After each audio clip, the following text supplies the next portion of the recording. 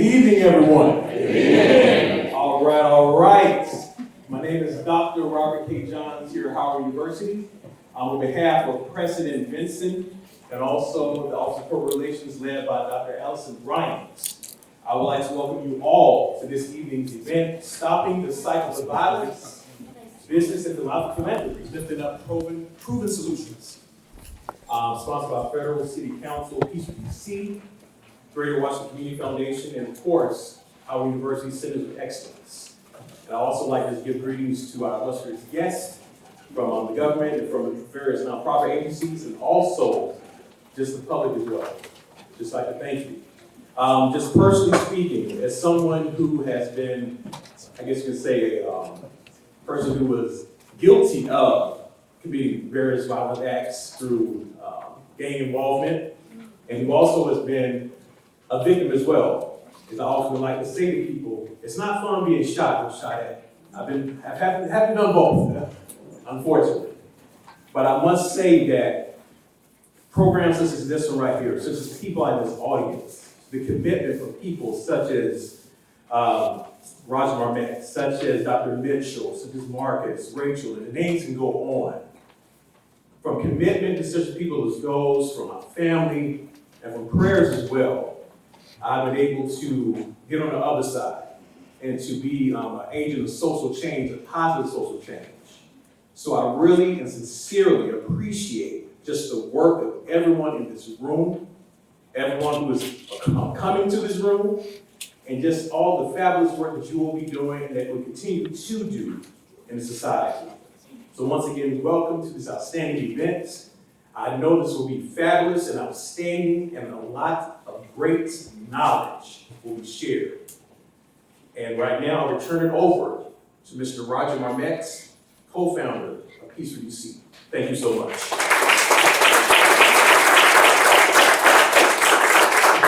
Thank you, Dr. Johns, who has been truly engaged and involved with us since very early on at Peace for DC. And thank you to Howard University for being our gracious host here on this day, a moment in time when I hope that we will look forward and see what is possible. There's an economic researcher in of gun violence in DC at $2 billion. That includes direct and indirect costs, lost taxes, property values, etc. And while that's a startling figure, the human cost is immeasurable. And while we look forward, we need to first and foremost remember those lives that have been taken, those lives that have been changed forever. Everyone in our community, just in the last week, a small number of individuals in the scheme of things, but precious lives, including Thomas Carlos Felder, Delonta Pearson, Daquan Garner, and 3-year-old Taya Settles. Those children, those families are why I'm doing this work. That's why we founded Peace for DC, originally as a fund at the Greater Washington Community Foundation, and now as a standalone nonprofit, in order to address gaps and missing pieces and lift up those people who have been doing this work to stop violence, to interrupt the cycle of violence for much longer than I have. Peace for DC in 2 years has launched the DC Peace Academy and graduated almost 150 violence interrupters. We've brought an innovative cognitive behavioral theory program started by Roca Inc. in Massachusetts to the city to address violent behavior. and hypervigilance and PTSD. And thanks to a $1 million gift from the Diane and Norman Burns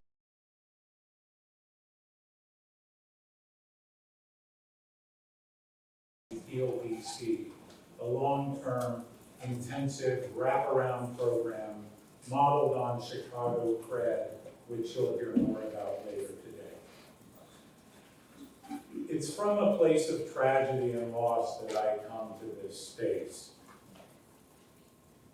In 2018, my son Tom Marmette, in his first job out of college, was working for So Others Might Eat. And Tom, driving across town, was hit by a stray bullet that came through his car window. The real story of that hopeless moment is Tom's killer, who was also 22 years old, also born in DC, but someone who never had been given a chance, never had seen the possibility, and whose life was filled with trauma and tragedy. What gives me hope after a hopeless situation is that reducing violence is possible. It's the only thing that we can do to go forward. And when we look around the country, one great example is Newark, New Jersey, who in 2013 had a homicide rate of 40.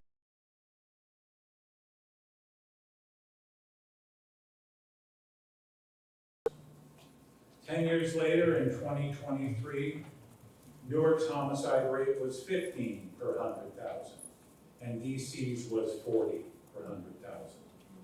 Rather than pointing fingers and trying to find blame, what I hope we can do here today is join hands and find a path forward. Because answers are out there.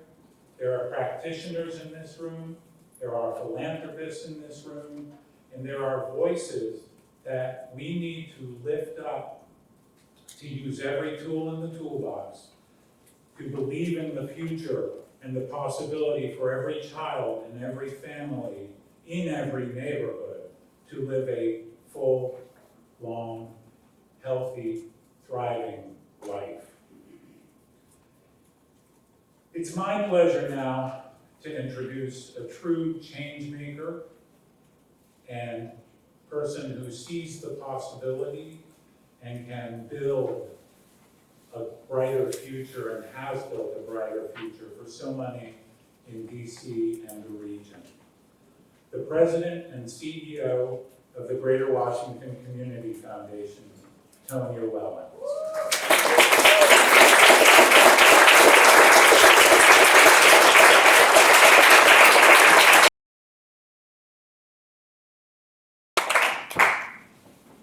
Instigated. Really proud to see the work over many years. So, late last fall, a friend of mine, Alex Orfinger, hosted a dinner. He's pretty famous for hosting these dinners that bring lots of different people together to talk about issues that matter. Housing for another group that is focused. That's housed at the Greater Washington Community Foundation that focuses on really thinking about how do you provide support that people who are re-entering the community really need. And at the dinner, there was an audience that looked much like this one. It was members of the business community. I was representing Philanthropy, and a few other of my peers and partners in Philanthropy were there. Nonprofit leaders were at the table. The gentleman sitting next to me had recently returned from incarceration. You were there too. The dinner was interesting because we were talking about all the ways and all of the services that both Philanthropy was providing and our nonprofit partners were providing. And he looked at me and he said, I had no idea when I was on the inside that there were people on the outside thinking about me in this way. All the things that we do sometimes in the busyness of our lives, right? Trying to plan programs and raise money. It was probably one of the most moving and important things I've heard. The level of appreciation for people who were on the inside, and them not having even known that we were thinking about them in this way. I share that story because it is not an uncommon story. We're here to talk about violence prevention and harm reduction, but we can't have that conversation in earnest if we're not talking about the fact that people don't feel like they belong here. You know, in many of the conversations that we have with members of our community, this notion that Washington, D.C. is no longer a place for me is a consistent through line. Our foundation does a survey every few years with the Gallup organization, where we poll people across the region to get a finger on the pulse for well-being, or how they're faring, or how they're interacting with systems. For DC, 41% of residents noted that they were struggling. 6% said that they were suffering. So we have a population sample size that suggests that about 47% of people, and well-being is a proxy for belonging, that people don't believe that there is a place for them. When we talk about safety, we also have to think about the fact that we have to create a place in the city where people belong, where there are opportunities. And I've heard you, Councilwoman Duffy, tell a story about how long it took you to find a job in this city, which is why I'm so incredibly excited that, again, the business community is here, the nonprofit community is here, philanthropy is here, because it will take all of us, and community is here, to really pull together the solutions that we need to make this a place where everyone belongs. That's a few, I was Anyway, I will close by saying I really appreciate that you all are here. It does show that there's real commitment and real concern. And while this is a new beginning, I do want to acknowledge that it's not a beginning. There are many of you in this room who have been at this work for a very long time. There are peers and partners, friends and advocates who've been at this for a long time. What I think is exciting about the new opportunity is that we're feeling it differently. We're feeling this urgency, this push, where if we don't organize ourselves now, we're going to miss the opportunity for real change and for real impact. And that's what has me excited and motivated about the work that we get to do together. I'll close by saying that our foundation has been involved in harm reduction and community safety in fits and starts, like many of you, for many years now. So this is an important night for us because, you know, as far back as, 2026 is not that far back. We work with Mayor Bowser's Safer, Stronger DC initiative. In 2018, we helped to mobilize local funders, many of whom are in this room, to bring Cure Violence to this city. And just about a month ago, our Health Equity Fund supported $1 million in grants that will support efforts through the Office of the OHE and the ONE's office to bring more resources to this community.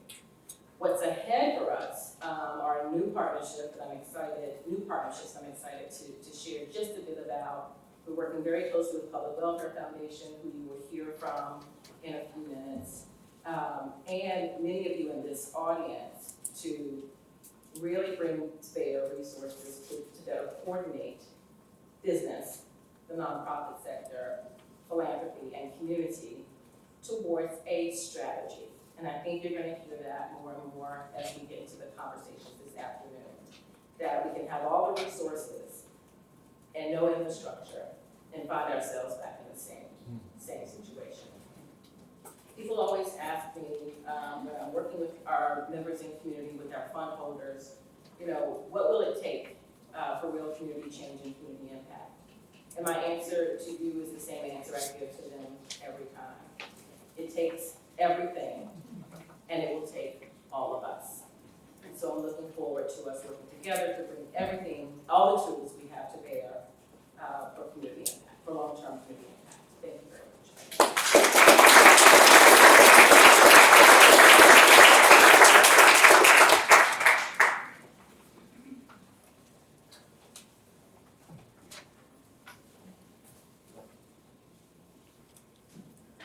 Good afternoon, everyone. Good afternoon. My name is Marcus Ellis. I serve as the Executive Director for Peace for DC.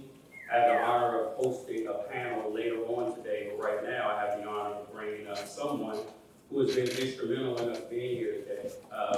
Mayor Anthony Williams is someone that we've been meeting with tirelessly since I took on my position at Peace for DC about a year ago, in order to get this group together, in order to push our work forward, in order to make sure that violence prevention in our city is at the front of all of our minds. So without further ado, I'd like to bring up Mayor Anthony with me.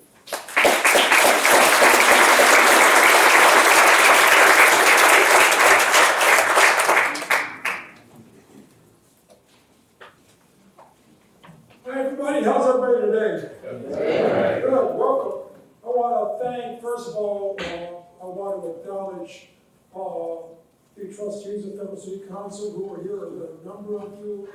That's deeply appreciated, and it's evidence of your commitment to our city. I want to acknowledge the chairman of the Economic Development Committee of the council, Councilman Kenyon McDuffie. Give him a more brief.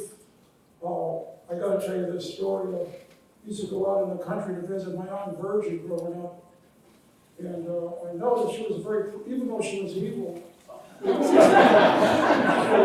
very prayerful woman. And I noticed that after leaving the house, over the months and years, there were additional prayers at every note of leaving the house. So for example, when we first left the house, we have a prayer at the table. Then as it turns out, we have a prayer when we brought our bags to get into the car. Then there was a prayer when we got to the door, or we were in the car. My dad would start the engine hoping that this would end the prayer. So she didn't like me anyway. I got in the car. I said, my older brother, if she keeps talking, God's going to hang up the phone. So I'm going to be brief today. And there really are, if you think about it, this is really a special time for violence prevention. One, it's a special time here because we brought together people in business, people in working families, people in the nonprofit sector, all the non-governmental sector with government. One. Two, to really use better science, better evidence, better data that we have now to really effectively address prevention, rehabilitation, to wrap around causes of crime. Right? We've done a good job, and thank you, Councilman, for addressing public safety in the bills that have reached the council. But we all know we have to do more, and this is part of doing more. And speaking of doing more, at the Federal City Council, we take very seriously the work of creating an economy that can support the jobs, support the services that really care and nurture and cultivate the careers and the opportunities for our young people. The charge of delivering a better future for these young people. And we're directly involved right now. I want to give a shout out to our work in creating employment opportunities. Tom Penny, thank you for all of you guys who are working in DC Girls, DC construction sector partnerships and encouraging employers to help our DC residents secure the future we're talking about. So it's a special moment, a special time. I won't talk too long. Thank you all very much for being here.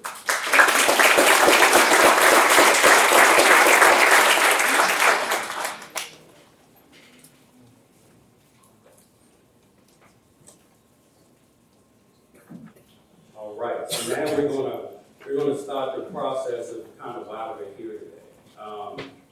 Part of why we're here is because we are very fair to the reality that everyone doesn't yet know what a public health-based approach to violence prevention is, right? And we have to be fair to that, we have to be open to that, and willing to explain that.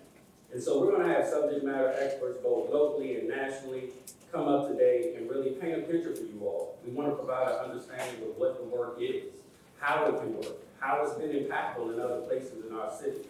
No one better to lead our first panel than Candace Johnson. Wait a second, I'm gonna say some nice stuff about this. Candace joined the Public Welfare Foundation in Washington, D.C. as its president and CEO in 2017. Presently, previously, she served as senior advisor at Chicago CRED, in an organization that focuses on gun violence in Chicago. In that role, she worked on securing greater investments for violence interruption programs as an alternative to the criminal justice system. Prior to her work with Chicago CRED, she served as director of the Illinois Department of Juvenile Justice, a cabinet-level state agency where she supervised operation, programming, and budget matters, and communications. She also served as a White House Fellow, managing a portfolio within the U.S. Department of Education that included developing education strategies for correctional institutions and shepherding a plan to reinstate federal Pell Grants for youth and adults in custody. She's also one of the few people that I shut up and listen to. Thanks so much. Thank you.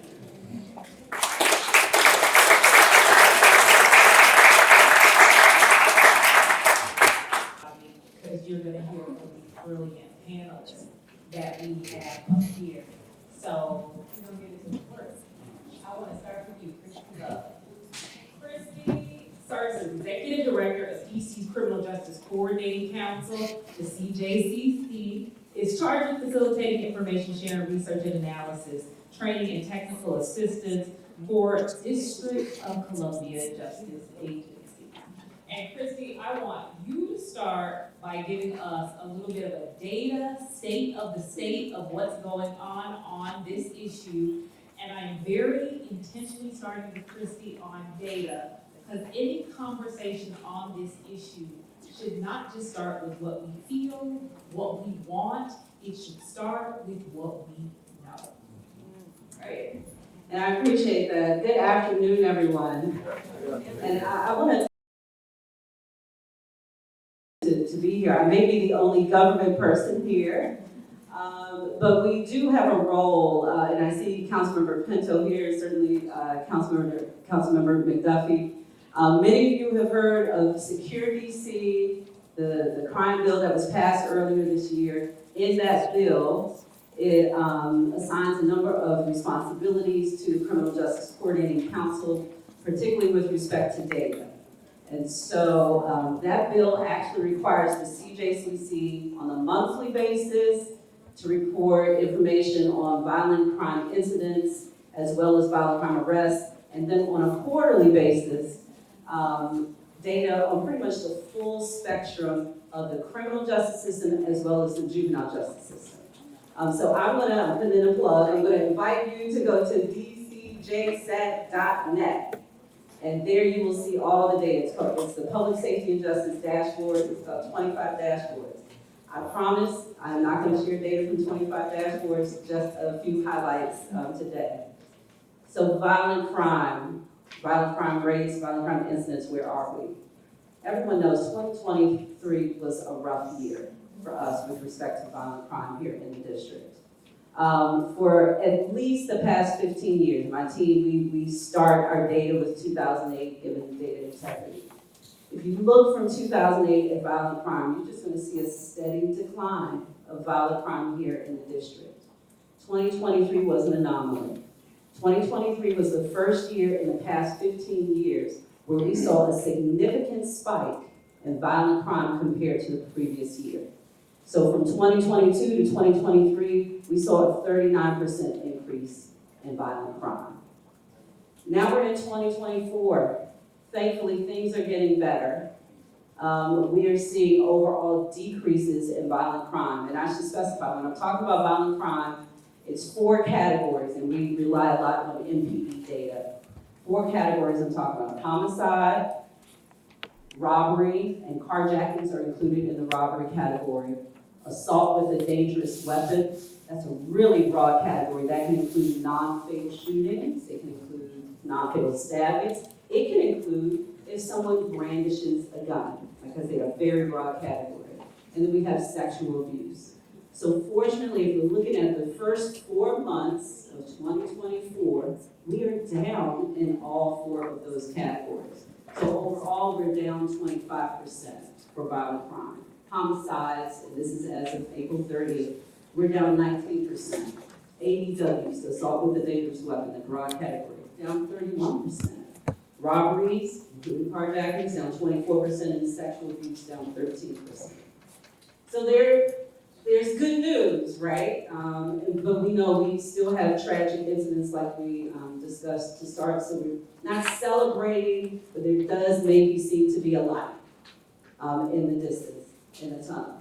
And just where are we in terms of arrest? So I said violent crime, we saw that spike in 2023, but now we're starting to see a decline. This year, we have the most violent crime arrests and also gun possession arrests that we've had in many years. Tell me, you know, we talked about this a little bit earlier. You can get to some of these numbers and it feels like you're coming in on the third act of a play, right? Because by the time you tell me a data story that this is where we are on violent crime metrics, what a lot of people don't understand is the metrics that they need to have understood on a trajectory to get to that number.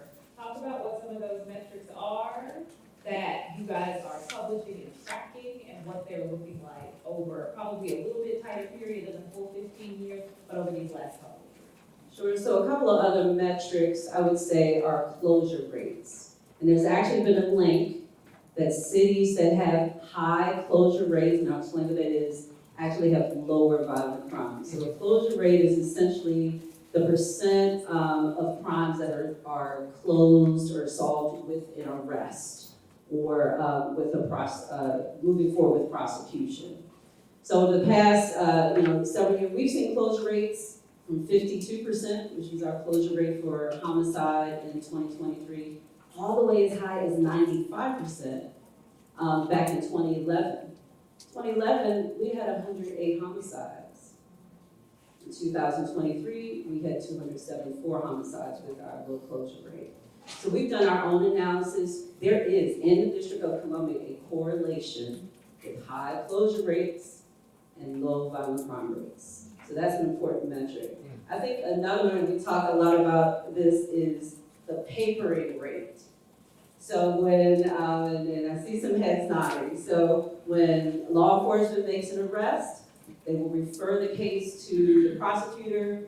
Those of you who know our DC system, for adult crimes committed by, or alleged to have committed by adults, goes to the U.S. Attorney's Office. If it's juvenile, goes to the Office of the Attorney General. MPD refers those cases. The prosecutors review the cases. Do we have sufficient evidence? Do we have witnesses willing to participate? If so, then they move forward, and that moving forward is called papering or charging. So under the new responsibilities we have for reporting, we're reporting those papering rates. So what do we see with respect to violent crime? And so for adults, violent crime papering rate by the U.S. Attorney's Office last year, 88% of violent crimes with guns were papered by the U.S. Attorney's Office. For juveniles, 63% were papered by the Office of the Attorney General. I appreciate that. Tony, I'm gonna come to you. Tony Lewis is a community leader, workforce development specialist, reentry expert, and champion for children with incarcerated parents. Thank you for being here. I appreciate your work. Ms. Love, I'm doing all right. Ms. Love was talking about some of these data and metrics which give us a feel of what's going on, and also I think the last part that she was touching on was some of those data and metrics tell you how systems are different, how they're functioning, and how they can contribute. You're on the ground in the community, and what we also need to understand is how people are feeling. Perception is reality. So can you talk a little bit about, as a community leader, how that resonates with you, hearing that data, but how you really are, you're to the ground. How do you know that people are feeling? I appreciate it, but how do I? So it's a couple of things. I think people are certainly feeling unsafe. And that's all people, right? It's sort of the lens of the stable resident, to people that are what we would call in the mix, who actually are the most unsafe. And they feel that way. And so much of their actions is a result of it. It's very clear, based on those numbers, particularly coming out of 2023, how unsafe so many of us are. Also, right, I think it's important to note that those numbers really represent, Black people from DC. By and large, the 95 percentile victim perpetrator, they're Black people from here. But when you look at other data, as it relates to unemployment and housing insecurity and poverty, right, it's also that same group of people. And so people are feeling now a part of it. We sort of alluded to earlier in somebody's remarks. That's real, as well as the remarks. It's real. And we have to ask ourselves as a community, what does that do? Right? When you feel unseen, how does that show up in your actions? And you don't feel a part of it, and you see other people thriving around you. And we would be here a long time, truly, unpacking what that feels like, particularly as a native Washingtonian. But not to say that all native Washingtonians aren't doing good, right? I'm in the state, Monte in the state, Kenyon right there, others in the audience. But by and large, people don't see pathways, and they're hopeless. And so that hopelessness leads to a lot of what we're seeing. People are also feeling targeted and attacked as it relates to some of the response to people feeling unsafe, right? And this is not a judgment on what we've done. I think we have to be very, very conscious of that, right? And so if somebody feels themselves feeling not included and targeted, I don't know if that makes people change course, right? It makes people, I think, become even more hopeless. Yeah. Two threads that I take, it's funny when I came up here, some colleagues said, well, you're going to say anything, something. I said, I'm not going to say anything because I'm a moderator, but anybody who knows me, that's not my strength. But I'm hearing and I just want to be able to tease out some big things, because if you're thinking about a strategic way to approach this real conversation that we're having, it's just not a conversation about violence. It's just not a conversation about justice reform. We're talking about how you achieve safety, right? Can we all agree on that, right? And I hear you at a baseline saying, okay, to really achieve safety, you gotta understand our data, because everything you do has to flow out of that. I hear you talking about really to achieve safety, we have to include communities, we have to include those folks that are impacted. The story nobody ever wants to tell is that very same person you cast as a villain, that shooter, is most likely to be the victim. You saving and serving the same individual at the same time. I want to get as SVP and President of Donahoe Hospitality at the Donahoe Companies, where he guides the operation of a portfolio of business class hotels. Thomas, as a business leader, how do you view your role in the district on advancing safety? So, one, it's just great to be here at Howard, to be at the Mecca. There's no better location than to have this conversation on campus at Howard University. From my perspective, I run a hotel company, and I want as many people as possible to come to the city. The greatest threat to our industry, the tourism industry, is concentrated poverty. Because when DC makes the national news for something happening in terms of someone getting killed or harmed, people start coming to the city. And there was a quote, and I'm not a fan of the Cowboys, but I think Emmitt Smith might have said, championships are won during the preseason. Well before there's a crime bill, it's critically important that we be engaged, because the best way to stop a bullet is with a job. Those of us in the business community, we have a great responsibility to make certain we're engaged with DC Public Schools, that we're engaged with CSOSA, that we're engaged with the work the fellow city councils doing with the construction and hospitality trades. We have to be engaged at every level, and we cannot just engage when there's a crime bill, right? Because now we're in a reactionary position. We've got to be in a proactive position and prevent us from ever getting to a place where we're dealing with, what we experienced in 2023. The other thing I want to say, when our fathers, uncles, brothers, and sons come home from prison, we have a responsibility to ensure they have a place to come to. They need housing, they need jobs, because, I had an uncle that did time in prison, and he was the smartest in our family in math. So we brought our math book to prison, and he was educating those in my generation in math from prison, right? And when they come home from having served 30-some years, like Tony's father, all the years that Marty served, it's incredibly important that we provide an opportunity for them to transition to work. And the only other thing I'd say is, for example, we had a gentleman that come home after serving 22 years in prison. He had not even had a chance to go to his mama's house.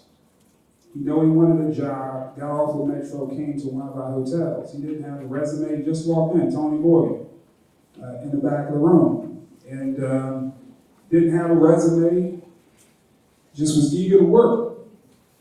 And he had the fire in his eyes. And we gave him a shot. He rose up the ranks and became a leader in our business. No one ever knew he did 22 years in prison. When folks came to our hotel, we were paying, we were charging some decent rates. Tony made certain that they had a great experience. And he represented the city incredibly well, and he was uniquely positioned to do so because he was from here.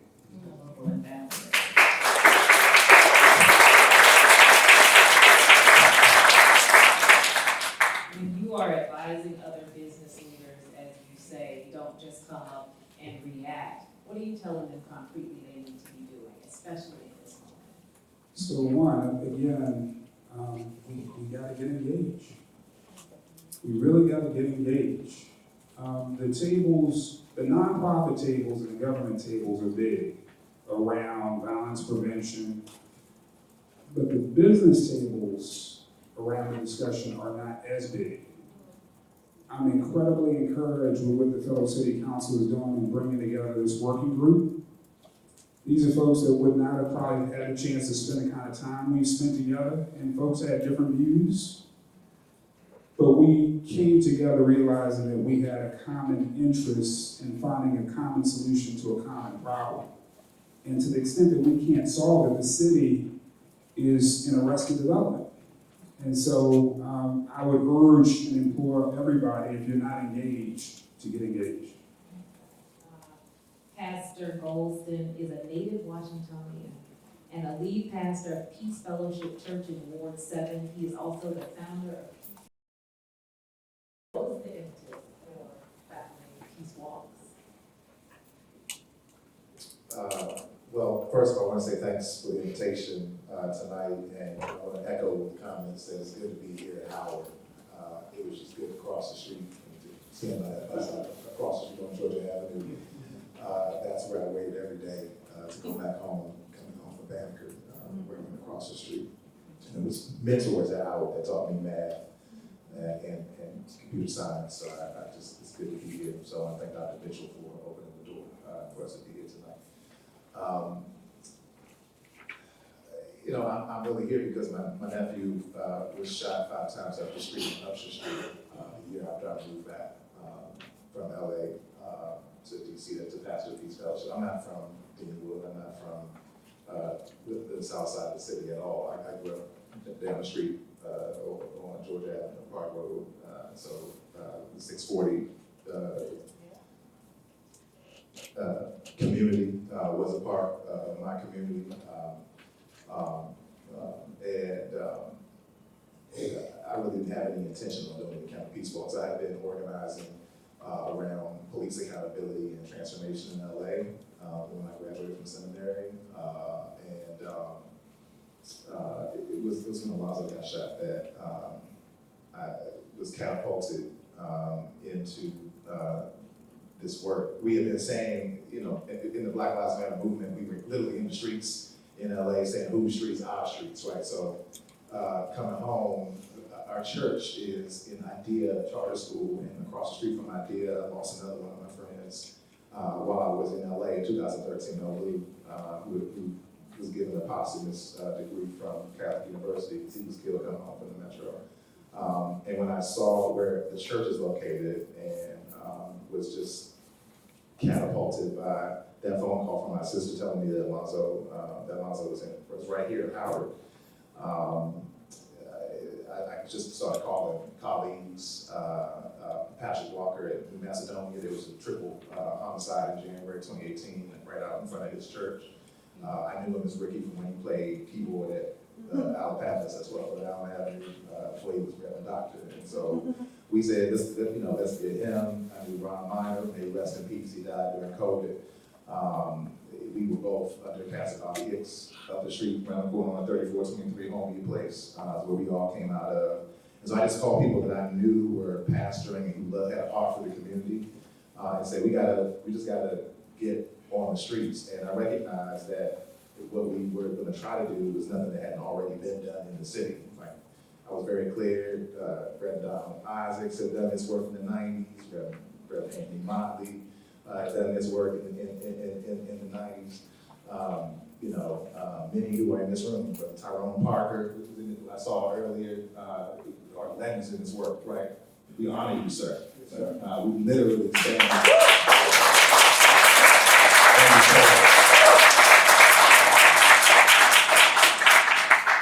So these are our elders. These are what we would call OGs, and we're literally not here. We wouldn't be here without you.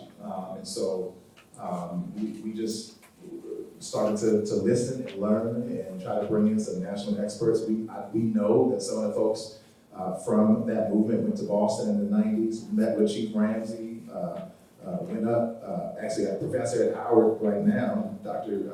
Haroldine Trelier was part of that initial group that went to Boston, brought the 10-point program back to DC, made the 7-point coalition. That's the nature of our work, right?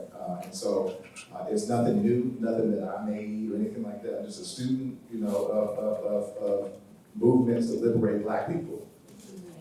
So that's what this is about. This is about a kid from uptown trying to connect with people in communities. And I was afraid to go in, to be honest. Pastor, what are you doing here? You're not even from this side.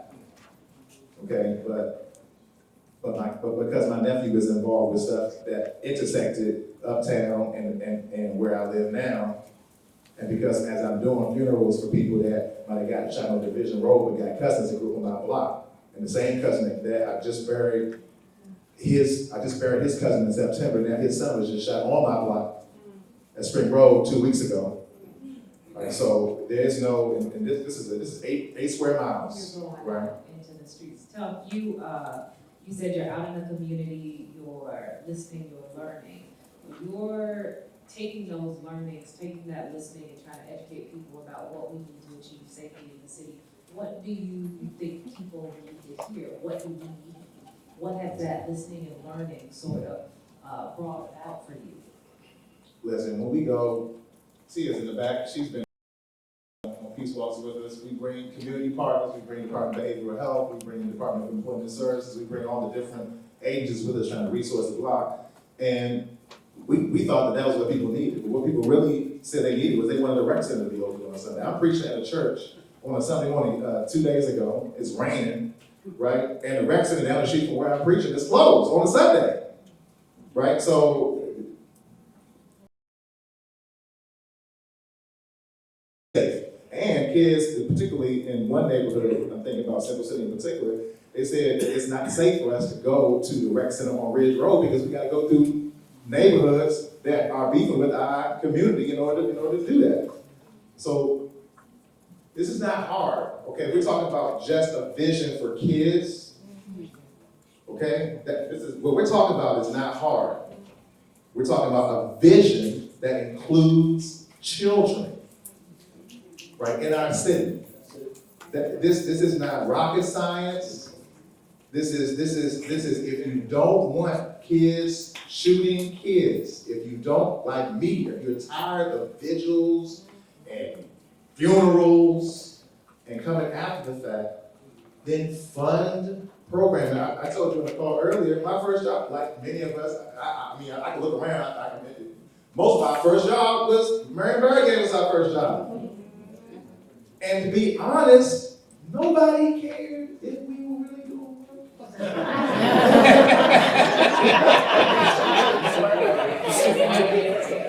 So, you know, at Swarthmore, you know, in my economics classes, they told me about a kid. I'm in front of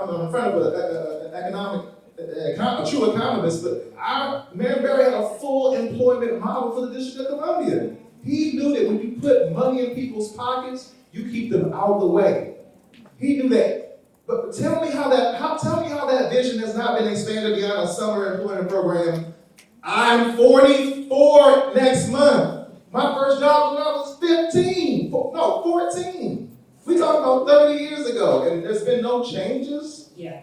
You know, there's great research about individual basic income and the power, as you say. They teach it in more places than Swarthmore. It's true. It's not funny, you guys.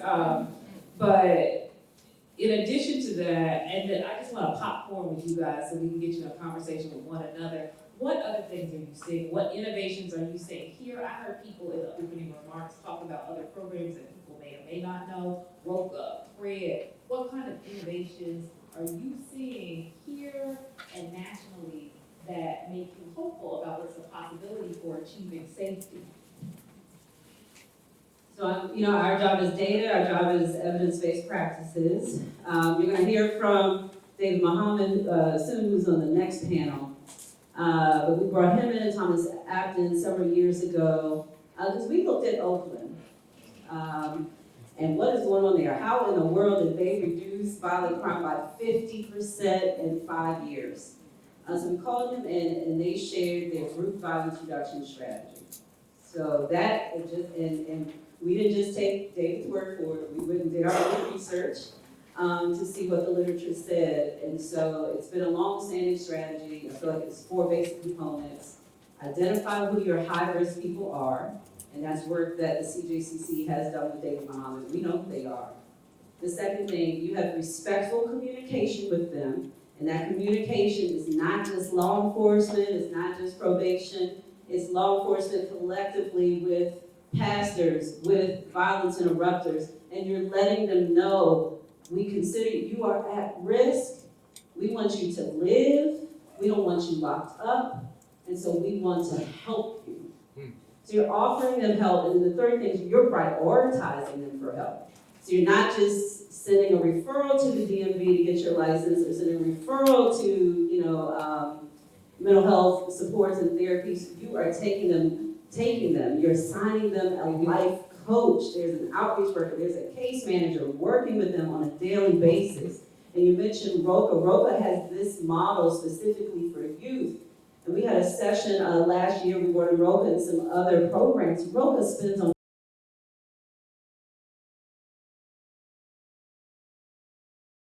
has had great success. In recent years, reducing violent crime. Baltimore has ROCA, and they credit that program as one of the reasons for their success. We really have to invest in high-risk people. And then the fourth part to the plan, which makes some feel a little uncomfortable, if these individuals persist in violent criminal activity, we have on the streets. So that's what we've seen in terms of the research and what is working. A rigorous data process, some cognitive behavioral therapy, high-touch accountability program that you can track, and there's an evidence-based more. I hear Christy saying. What else? What other innovations are you guys seeing? First, I want to say, I think we have here the Office of Neighborhood Safety Engagement. The Pathways program is essentially what Christy just explained. We have things like Project Empowerment also. And then we have programs in terms of organizations that do the violence intervention and prevention. that they all work with, I think, the target population. And Pathways and Peace for DC is also collaborating with Community Wellness Ventures and providing culturally competent mental health supports, which I think is revolutionary. And not in the sense that it's offered, but it's really baked in, and people are literally engaging with that. That population is like asking to meet with their therapist. I don't think we've documented that enough, how important it is. All of that is marginalized when we can't hand those people off to the broader business community, right? And so I think often here we continue to talk about innovation, but we've been innovative. We are also, unlike many other places in that regard, we have the toughest job market in the country. And 75% of our options are cut off from people that have criminal histories. So whether you're talking about somebody 18 or somebody, 60, for Black men in this city, being just as involved is so normal. And I think we underestimate how much that limits programs that have been incredibly provocative, incredibly innovative, different, new. And so the next step for DC needs to be either the business community is gonna, on their own, redefine their hiring policies, or we need legislation that speaks to racism. And so much of that, if even when you look at the pardon process for a District of Columbia resident, whether they come out of the Superior Court or out of our district or our federal court, the President of the United States is the only person that can do that. Just think about that. Right? So there really isn't a route to that, to be honest. And for the businesses that do hire, for good people like Thomas Penn, and I'm not saying that he's here, there's a national bottleneck. Because he's going to do it. But what about his colleagues? And then you talk to people about it, and everything is, we talk about being unsafe, right? Everything is, I don't know, I can't do that. Or can we get the buy-in to do that? And but we'll talk about helping children. And I'm landing this plane. Because I'm telling you, it's never been a place in the history of the Homo sapien where the adults perish and the children deal with it. That's an impossibility. But we continue to try to make that happen. We're going to hire kids. We're going to set up programs for children. And the adults in these communities are in complete disarray. But people are trying. We talk about the Pathways program. We're on the 16th cohort of this program. And we've yet to say, when people graduate, we're guaranteeing that they are able to get on a career path. They may not be ready. So I don't even have to talk about that. We understand, we do this, right? We understand there are fundamental steps. But again, I hope it's this piece that I spoke to. We have not doubled down and committed to that. If people go through the rigor that we establish, right, that there's going to be a payoff. The violence interruption and prevention organizations should be looked at as the model of like second chance hiring. So Medicare, healthcare, banking and finance, hospitality, government relations, government contracting. Let's think about the things that real estate. We talk about this, Marcus and I had this delightful debate in public, unfortunately. But, what we do with violence intervention programs is that we hire people oftentimes, and this is not just in DC, but a lot of places, we give them what could scarcely be considered a living wage to do those jobs that we assume that we take, we say that they're dangerous, and then the first thing that's cut when there's a funding crisis is those types, or when we have some outcomes. It's like the data starts to come down. Christy said 2024 is looking better than 2023. We say, oh, we don't need this anymore. Right? We do not certify them. Hey, don't clap, y'all. Let me get this out. We don't certify them, pour into them the professional development training, give them the living wage. I used to run a correctional system. We gave people what's considered safety pay, which means you made more money because we considered your job dangerous. It was a living wage pension job, and we don't do that. And we have a real opportunity to invest in the infrastructure, but you need infrastructure, right? This is not just a little bit of drip here. We really have to have the kind of scaled investment, the scaled management and accountability to bring that kind of vision to bear. I'm gonna get some other voices down, but okay. I'm just gonna quote scripture one time, and that's it. What the Bible says about this is that without a vision, people perish. We don't have a vision for the full-scale inclusion of marginalized, impacted Black people in the city. What makes Oakland unique, what made Oakland successful, is that you had pastors. Not only did you have pastors, you had returning citizens. Not only did you have returning citizens, but you had Twitter, Google, Facebook. You had the entirety of Silicon Valley that said, we will stand by, we're going to rubber stamp. If they come through your path, the Richmond Office of Neighborhood Safety, we will guarantee that they have a job. So you have brothers that are able to go from being incarcerated to making 6 figures at Google with benefits, okay? So if you want to talk about what will make DC like Oakland, the business community has to be willing to say, if I'm going to eat, I'm going to make sure that everybody eats. We have to have a chamber of commerce. It's not waiting for somebody to come to your office. We celebrate the success stories. We love to tell success stories about the brother that comes through and he didn't have his rest, all this type of stuff, right? But where is the vision for a business community that comes to the block and says, we have resources for you, and not only do we have resources for you, we want to do what the church used to do back in the day. We got all these dump trucks just riding by here, all these vans, all these cranes everywhere. We got enough money. We're going to take a van to Simple City. We're taking a van to Kenilworth. We're taking a van. We're going to take you wherever you need to go to make sure you get paid. You talked earlier about the business community, sort of a time when they had to come to the community. Can you talk about that?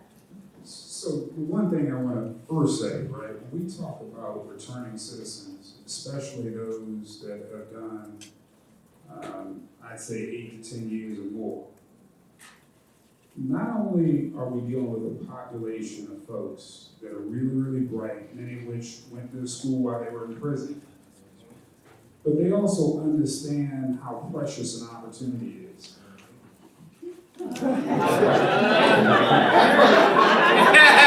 See, there may be two talking. But how precious an opportunity is, and I would implore my colleagues, and I think there's some business folks in the room that really want to do the right thing. Others need to understand what the right thing is. But stand up, Al. So Al has spent a little bit of time, but Al is a night manager at one of our hotels. He looks better than me. Right? And so he represents our business incredibly well. Not just well, incredibly well. And so there's a generation of brothers, Tony and I watched guys to go to prison in the 80s and 90s who are coming home now. These guys are sharp. These guys are entrepreneurs. These guys have degrees in some cases. But these guys are ready to make a mark on their community. They just need an opportunity. And so the reason why I am hopeful is that for the first time, some of my business colleagues in this room today, they may not have been in this room before. And they're here today, right? So the question is, how do we take advantage of this moment? Yep. We definitely got to lean into it, right? The reduction in homicides is not going to last forever if we don't lean into it.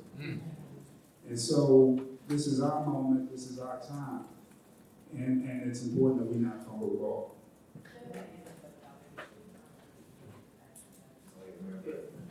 Yeah, so, back in the day, this was, way back when Marion was around, Marion would actually ask the business leaders meet him on MLK in Southeast DC. If they were new to the city and they wanted to do business with the city, say, hey, look, I'm gonna be here on Martin Luther King Avenue, and come see me here on Martin Luther King Avenue. And when you would get there, he would have some young men with him. And he would introduce you to the young men, and he would say, these young men, I care about these young men, they're part of the fabric of the city, and I just want to make sure you understand Washington, D.C. He didn't want to meet with them, in some cases, downtown. He brought them to MLK because he was setting the table for what the priorities were. And so I just think it's important that sometimes we not meet downtown, that we meet, we meet in Georgia Avenue, we meet on MLK.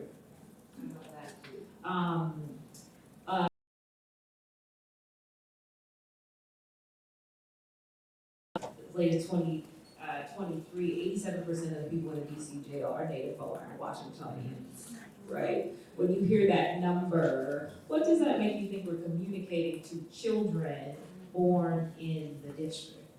Right, because it's a really transient city, is different. I'm not from DC, I'm actually from Chicago. So you come here, there's a lot of people coming in and out, coming to build their businesses, coming to buy their homes and build their lives. But for the people that are born here, we have to be communicating something. And what's the thing at this point that we're communicating? This is a place for people from everywhere around the world to come chase their dreams. When you're from here, you're stuck in the nightmare. End of the day, that's really what it comes down to. Sometimes, I be feeling like I'm somebody that's like too close to this thing. My entire life has just been filled with, that incarceration, gun violence, all that, right? But I came through that, right? And people will point to me, but it's like, I'm a lonely person sometimes. It ain't a whole lot of me. And when you have been as close to this as me, you don't make it. It's just family members, friends, this is generational. And so, well, once upon a time in the city, it wasn't as much progression, right? So you didn't see how other. Let me just say that now. I'm thankful to God. And so I try to be a bridge. But when you communicate what's necessary, right? People sometimes I think can't imagine. They say, well, it's right here. Oh, they're not working hard enough. Or they just want to break the law. They just want to be criminals. Like people get reduced and, it's somebody coming from the back.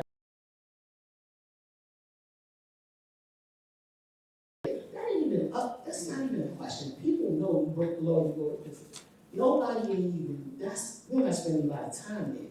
Street guys understand that. Like, nobody wants to go, but they know you break the law, that's what you're risking. What I'm saying is, we're not laying out the routes, the pathways to come on the other side like we should. Those they're just invisible. And with so many people from all over coming here, let me say this too. This is not in any way an indictment on anybody that's not from here. Let me say, I think, because I feel like when you say, you're proud of being from DC, people got proud of that.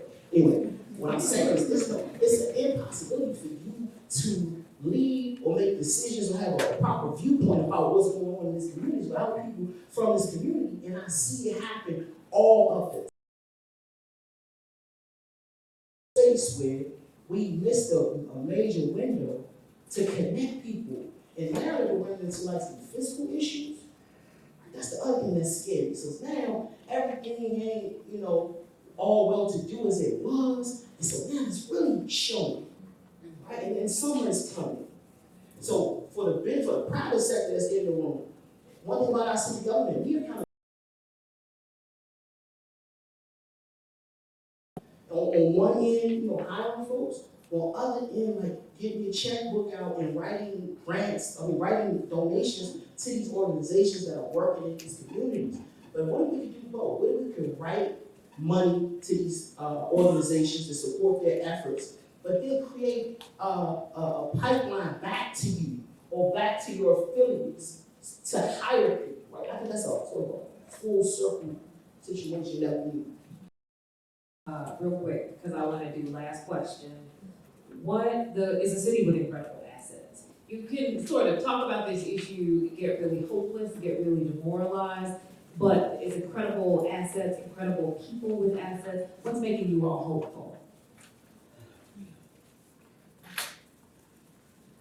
I think we understand that this is a unique moment in time, right? I'm gonna speak to a person who's here, right? Keisha Devon is here. Her son was killed around Kenilworth. And a young man that I know and thought the world of. She now started an organization for the purpose of supporting other mothers who were experiencing the same pain, right? So I'm hopeful in that in her pain, she's trying to help somebody else. I'm hopeful in that from a business perspective, we got some work to do, but we got some within our community, within the business community that have already started doing the work. We just got to expand the table, expand the tent. But again, the one thing that we have in this moment is to the extent that we work together, we can make some impactful change. We got a lot of folks that are ready to make a significant contribution. We just got to welcome them in a significant way. And the last thing I'll say, I'm hopeful, in the hospitality space, we got 6 hospitality academies in the city. We got a program at Ballou, we got a program at Maya Angelou, we got a program at Columbia Heights Educational Campus, Jackson Reed, River Terrace Educational Campus. We got over 500 young people learning about our business. And now we got the Marriott Sorensen Center here at Howard University, where we're trying to push young people into senior leadership and ownership positions. And so this is a special moment where we got to lean into it and make the most of it. And I just want to say in closing, for me, I'm grateful for all of the nonprofit leaders and thought leaders that have been in this space working, 24/7. Obviously, on a personal level and an organizational level, I'm ready to double down and do more because I understand that I bear significant responsibility. I stay incredibly hopeful. Everything we get so bogged down on what's not going right. But we wouldn't keep doing this work if we didn't have success. And I think that's what makes us go harder because you see what can happen when we get it right. We just gotta kind of keep getting it right. We just attended the Peace of DC graduation this Thursday. Just to see those people that are doing life-saving work and the camaraderie that they got as a cohort, and the support that they got from Peace for DC. That kind of stuff. And again, I needed that Thursday. And there's a lot of that going on around the city where people that are in the fight are just getting closer. We're leaning on each other more. We just need to, get that other stuff done. We're gonna be okay. I'm hopeful about his father being home.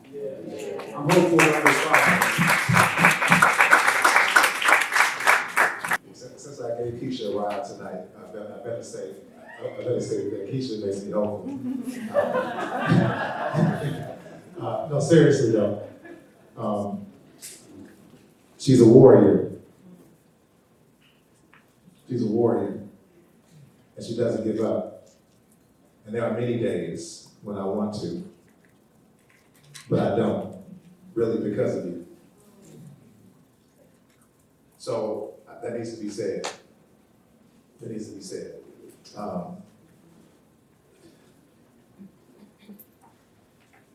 This is hard. And so I have to say, Roger, where's Roger? Roger could have done anything. Roger could have left the city like many have. Roger could have decided that all black people were like the black man that shot his son. I know you're still working through a lot, and we're here. And that's what makes me hopeful. We're here. We're all here. We're saying that we want a city where Roger's children and my children, where Roger's grandchildren and my kids can grow up and thrive. That's what we're saying. I went to great elementary school. My first best friend was a white dude named Patrick McCormick. I'm so glad he was. Because going over Patrick's house after school, after playing with kids who grew up around Capers, I needed to see all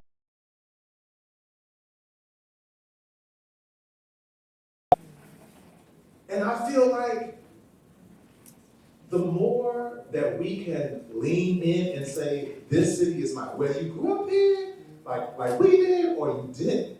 If you're willing to say, this city is mine, and I'm not gonna lock up every person that's black.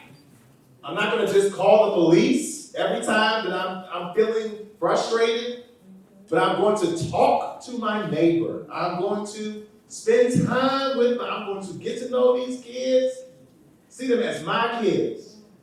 They're your kids. So when people lean in, man, I feel like we have a future. You know? When the white people at my church, my church is 30% white. When the white people at my church said, Pastor, we're going to support you during the peace walk, not by being out front trying to lead, but actually, Pastor, can we do a small group and learn about the history of mass incarceration? Like, you better leave. That gives me hope. I think what gives me hope personally is the people who are in the trenches still have hope. That's what gives me hope. And I'm going to say government. You know, like I said, we worked with David Muhammad, and he produced a recommended gun violence reduction strategy. Yes, there have been discussions. We haven't seen a wholesale adoption of the strategy. But what's giving me hope, I see pieces of it. We have shooting reviews. I said, we know who the high-risk people are. We have programs that are working with the high-risk individuals. So I know it hasn't been a wholesale adoption. What's giving me hope, and government works a little slow, at a slower pace. It's giving me hope that I'm seeing pieces. People are listening. Like government is listening. So it's giving me hope. Thank you all.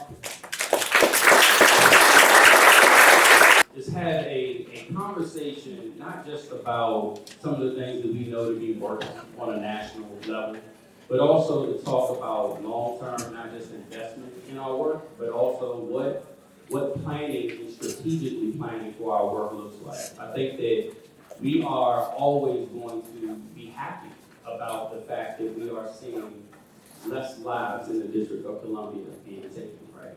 That's something we should be happy about.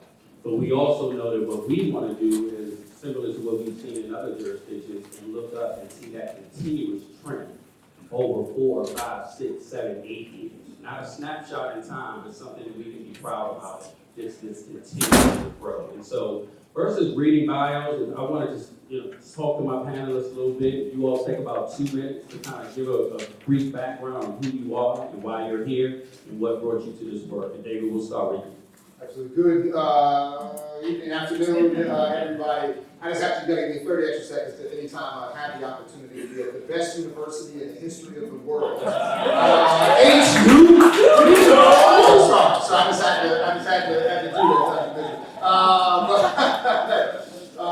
So I'm just excited always to be home. But David Muhammad, the Executive Director of the National Institute for Criminal Justice Reform, although from Oakland, California, spent a considerable amount of time in this building. I used to work in the basement and punch out. But anyway, and really, I was in a training day with ones all day.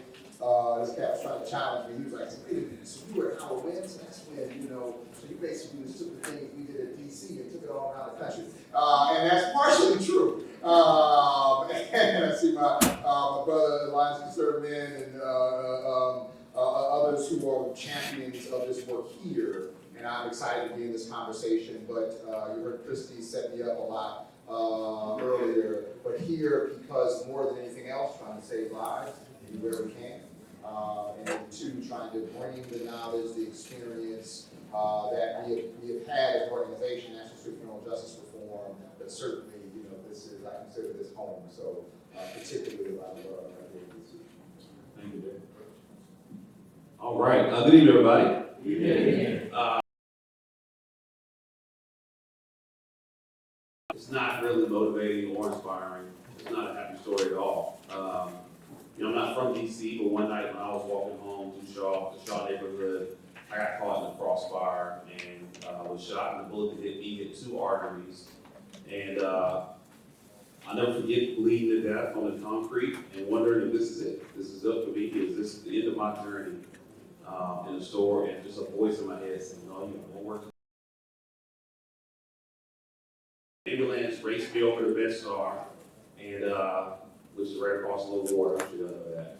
And instead of pulled into the surgery, I was pulled into a side room, and I was interrogated by 3 rounds of investigators while I was bleeding to death. And I was in and out of consciousness, defending, fighting for my life and fighting for my innocence.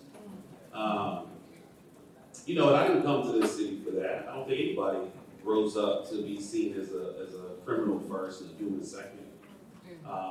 And then when I met my surgeon, he shared I only had 26 minutes left to live. And so I literally could have died that night.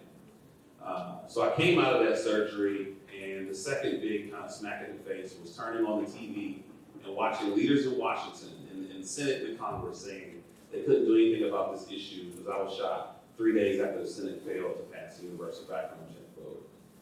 And so I went from, you know, what should have been a joyous night to 3 layers of trauma and looking to leaders and not seeing any type of leadership. So in that night, I committed to, if I could get out of this hospital bed, that I would do all I can to change policy, to affect change, and really support the community that I learned to love so much, but was going through such a dark time. And so I started by mentoring local youth with the Creative School. I'm sure some folks know them from Stanton Elementary School. And of the 27 boys that we worked with in that school, 5 of them have been shot and killed. And so it's been heartbreaking, you know, what's happening in the city. I don't think there's a lot to celebrate. I think there's a lot to look at in the mirror and figure out how do we solve and change and start to address this issue. But later, a family friend of mine was shot and killed in Greensboro, North Carolina, and quickly learned that violence is not just a DC problem, it's a national problem. And so I pivoted my energy while mentoring, but pivoted to pushing for policy nationally. And started in Congress, was successful getting the first bill passed in 29 years. Put a little heat on the White House, and then the Biden administration said, well, if you got so many ideas, come work here. And so now I'm here, and I've served as the Deputy Director for the White House Office of Gun Violence Prevention. So thank you.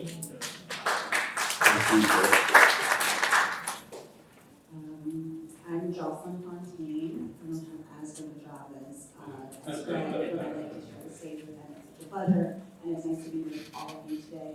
I'm the Vice President of Strategic Program Development at the Urban Institute, which is a social policy research organization down the street that some of you may be familiar with. I'm a researcher by training. I've done a ton of work in the city and in other places, really trying to put some data and evidence around what's working to keep people safe, to keep families safe. Very proud to do that work in partnership with people who are in communities, working to save folks' lives every day, and being a researcher that feels that they're in service of the community and of people to lift up the stories, the voices, and demonstrate what's working in this role at a national scale. I have another hat that I wear. I'm the inaugural executive director of the Black and Brown Collective for Gun Violence.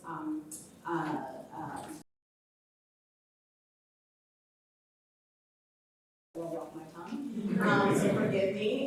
We're a new interdisciplinary, multidisciplinary, cross-organizational group of Black and brown scholars that are trying to do more equitable research, community-centered, community-engaged, that's really focused on how do we save lives, how do we improve policy and practice to reduce gun violence. We started at around 2020 when we were shocked by the increases in violence and all the conversations that was happening across the country around the reckoning that needed to happen and how we needed to really think deeply about reforming our systems and our responses to community violence and other issues. And so I'm really proud of what we've been able to do so far in building and very deeply honored to be a part of this conversation and thinking about how can we use research to drive change, in service of change, to make people's improvements in people's lives. So thank you. Thank you for being here. First, I apologize for being wildly underdressed. My plane was already getting in. I was racing to get here. Glad to be here. Trying to get an earlier plane next time. I'm really honored to be here. I'm Lonnie Duncan. I run a small nonprofit in Chicago called Chicago Cred. We've been laser focused on working with young men, women, and increasingly teens who are most at risk of shooting and being shot. These are those painful stories. Why did you do this work? I think is the question. I grew up playing basketball on the south and west side of Chicago. I had a series of older guys who protected me and sort of gave me safe passage in our neighborhoods. I started to lose them when I was 14, 15, 16, some of them. I think that stuff, either a social worker or a counselor, someone to talk to, I think that stuff shapes you and honestly maybe scars you in some ways a little bit. I took over Chicago Public Schools at when I was 36. Did that work for 7.5 years. Lots I'm proud of. I come back another time to talk about successes. But on my watch, in those 7.5 years, on average, we had Chicago Public School student killed every 2 weeks with gun violence. So that was by far the hardest part of my job. And everything else, academic achievement, labor management, budget operations, I don't think that was easy. It was an empty desk and a completely traumatized kid trying to make sense of it. Needy families, 99% of the time, I really lost their son or daughter in my life, and I had 2 young kids at the time. And I don't think I know that whoever we were, adults, educators, community leaders, in Chicago, we failed to keep our kids safe on the south and west sides. And our kids grow up asking if and so coming back home, well, back up, and I left to come here, go to the city to come here. I thought, very naively, it couldn't get any worse in Chicago. And during the 7 years we lived here, it got a whole lot worse. And so for me, this felt like a crisis facing the city. So we're motivated by our successes, we're sort of haunted by our failures, and we failed to keep our kids safe on the south and west side. So we just want to come home and try and do what we could to dramatically reduce the level of violence that our kids face. And I want to thank Candace Jones, helped us get our program off the ground. Had a fantastic job here. But one of the neighborhoods where we started, where we're deep is actually where we should go over on the south side. So thrilled to be here and just really here to listen and learn to the really important work going on in D2. Thank you. Thank you for all of you for being here. I think it should be noted that, this was a call, a simple text. And each one of these panel before and now, they showed up and they're here to pour into us and offer the education that they can on this very important topic. So David, I want to start with you. We've had a lot of conversation around strategic plans and why cities need them and what makes them work and why they're important.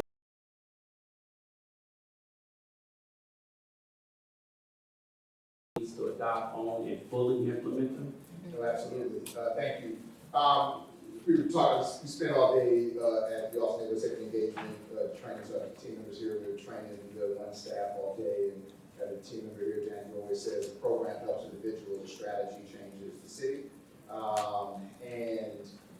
That is a big part, because there's some really great programs. There's many people in here who run extraordinarily wonderful and successful programs, and even help individuals change lives. But part of the challenge in DC is not having a citywide strategy that is implemented fully, that is adhered to, that has data-driven performance management, that has leadership, that has somebody clearly in charge who doesn't have 5,000 other responsibilities that are huge. And that has been DC's problem, right? I'm gonna probably tonight say some more direct stuff than well, I've actually been pretty direct the last few months anyway. And some people don't like it, but it's frustrating, right? So many of us are frustrated by the promise of what DC could be, right? And we wrote a report that Candace funded many years ago, 5 years ago, maybe 4, and it gets quoted a lot. That DC is resource rich and coordination poor. And that's true. This guy, before he was, had a security clearance at the White House, wrote a report.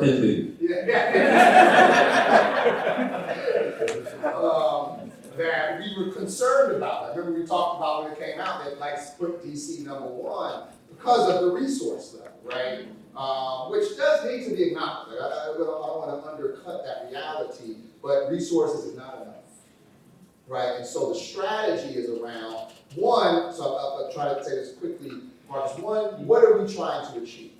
Because the big issue is we're all like this with that. We want to help young people. We want to stop high school dropout. We want to stop, car break-ins. We want to, like, what are we trying to achieve?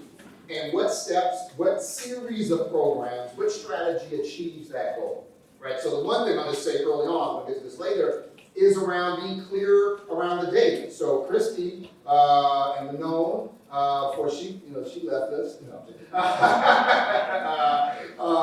said, hey, now CPR, would you come in and do this assessment? So we did this assessment, and although not a huge surprise, I think it was to the general public that 80, then the first one in particular, 88% of victims and suspects of shootings are adults. 88%, right? When we're running around saying it's useless. Now, part of it is different people's identity. I used to have hair. Now I call youth, 30 years old. Look at this young guy. But when we talk about, because we say youth and we start talking about a juvenile system. And juveniles under the age of 18, thank God, are a small number of the people involved in shootings. We need a small number, less than 12%, right? And so, yes, carjackings are different. Yes, robberies are different, and we have to be mature to understand. So that's probably the last part for now is, okay, if our goal is to reduce shootings in the next 12 months, what is our strategy in order to achieve that, right? And then we're going to have to focus on the individuals who are at the highest risk of gun violence. Systematic, citywide approach that needs a strategy, right? But the strategy, that plan that we, based upon people in this room, we came in, interviewed a ton of people, collected a bunch of data, and then told you what we heard, right? And that strategy includes prevention, younger people, intervention, young adults, and community transformation. How do we get Southwest at MLK, which back then was Marion Barry, that was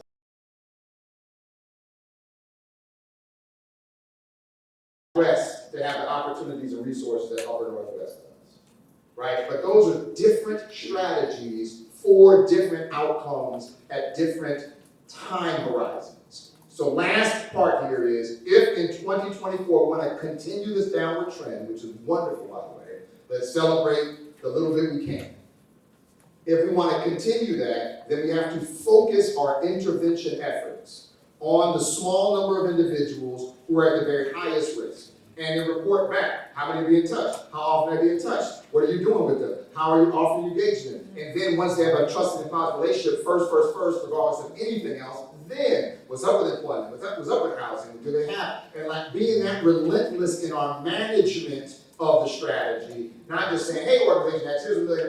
We hope you do good in that housing complex over there. And don't even tell us. Strategy that's needed, and there's other cities, I'll get to this later. Oakland, as we talked about earlier, Indianapolis, others that have, here's the strategy we're following, and we're checking in on where we are, Baltimore. We're checking in on this every month, religiously, relentlessly, consistently. Are we doing what we said we were going to do? And if not, why not, and who do we need to hold accountable? That level of management is missing. Thank you for that, David. I appreciate it. Because you mentioned Baltimore, I do want to acknowledge that Shante Jackson is here, who led the work in Baltimore prior to moving on, and had a lot to do with the formula and the strategy around how Baltimore is seeing the decrease of their seniors. So thank you. David, quickly, when you did your analysis, and correct me if I'm wrong, I was at ones at the time. I think that number you identified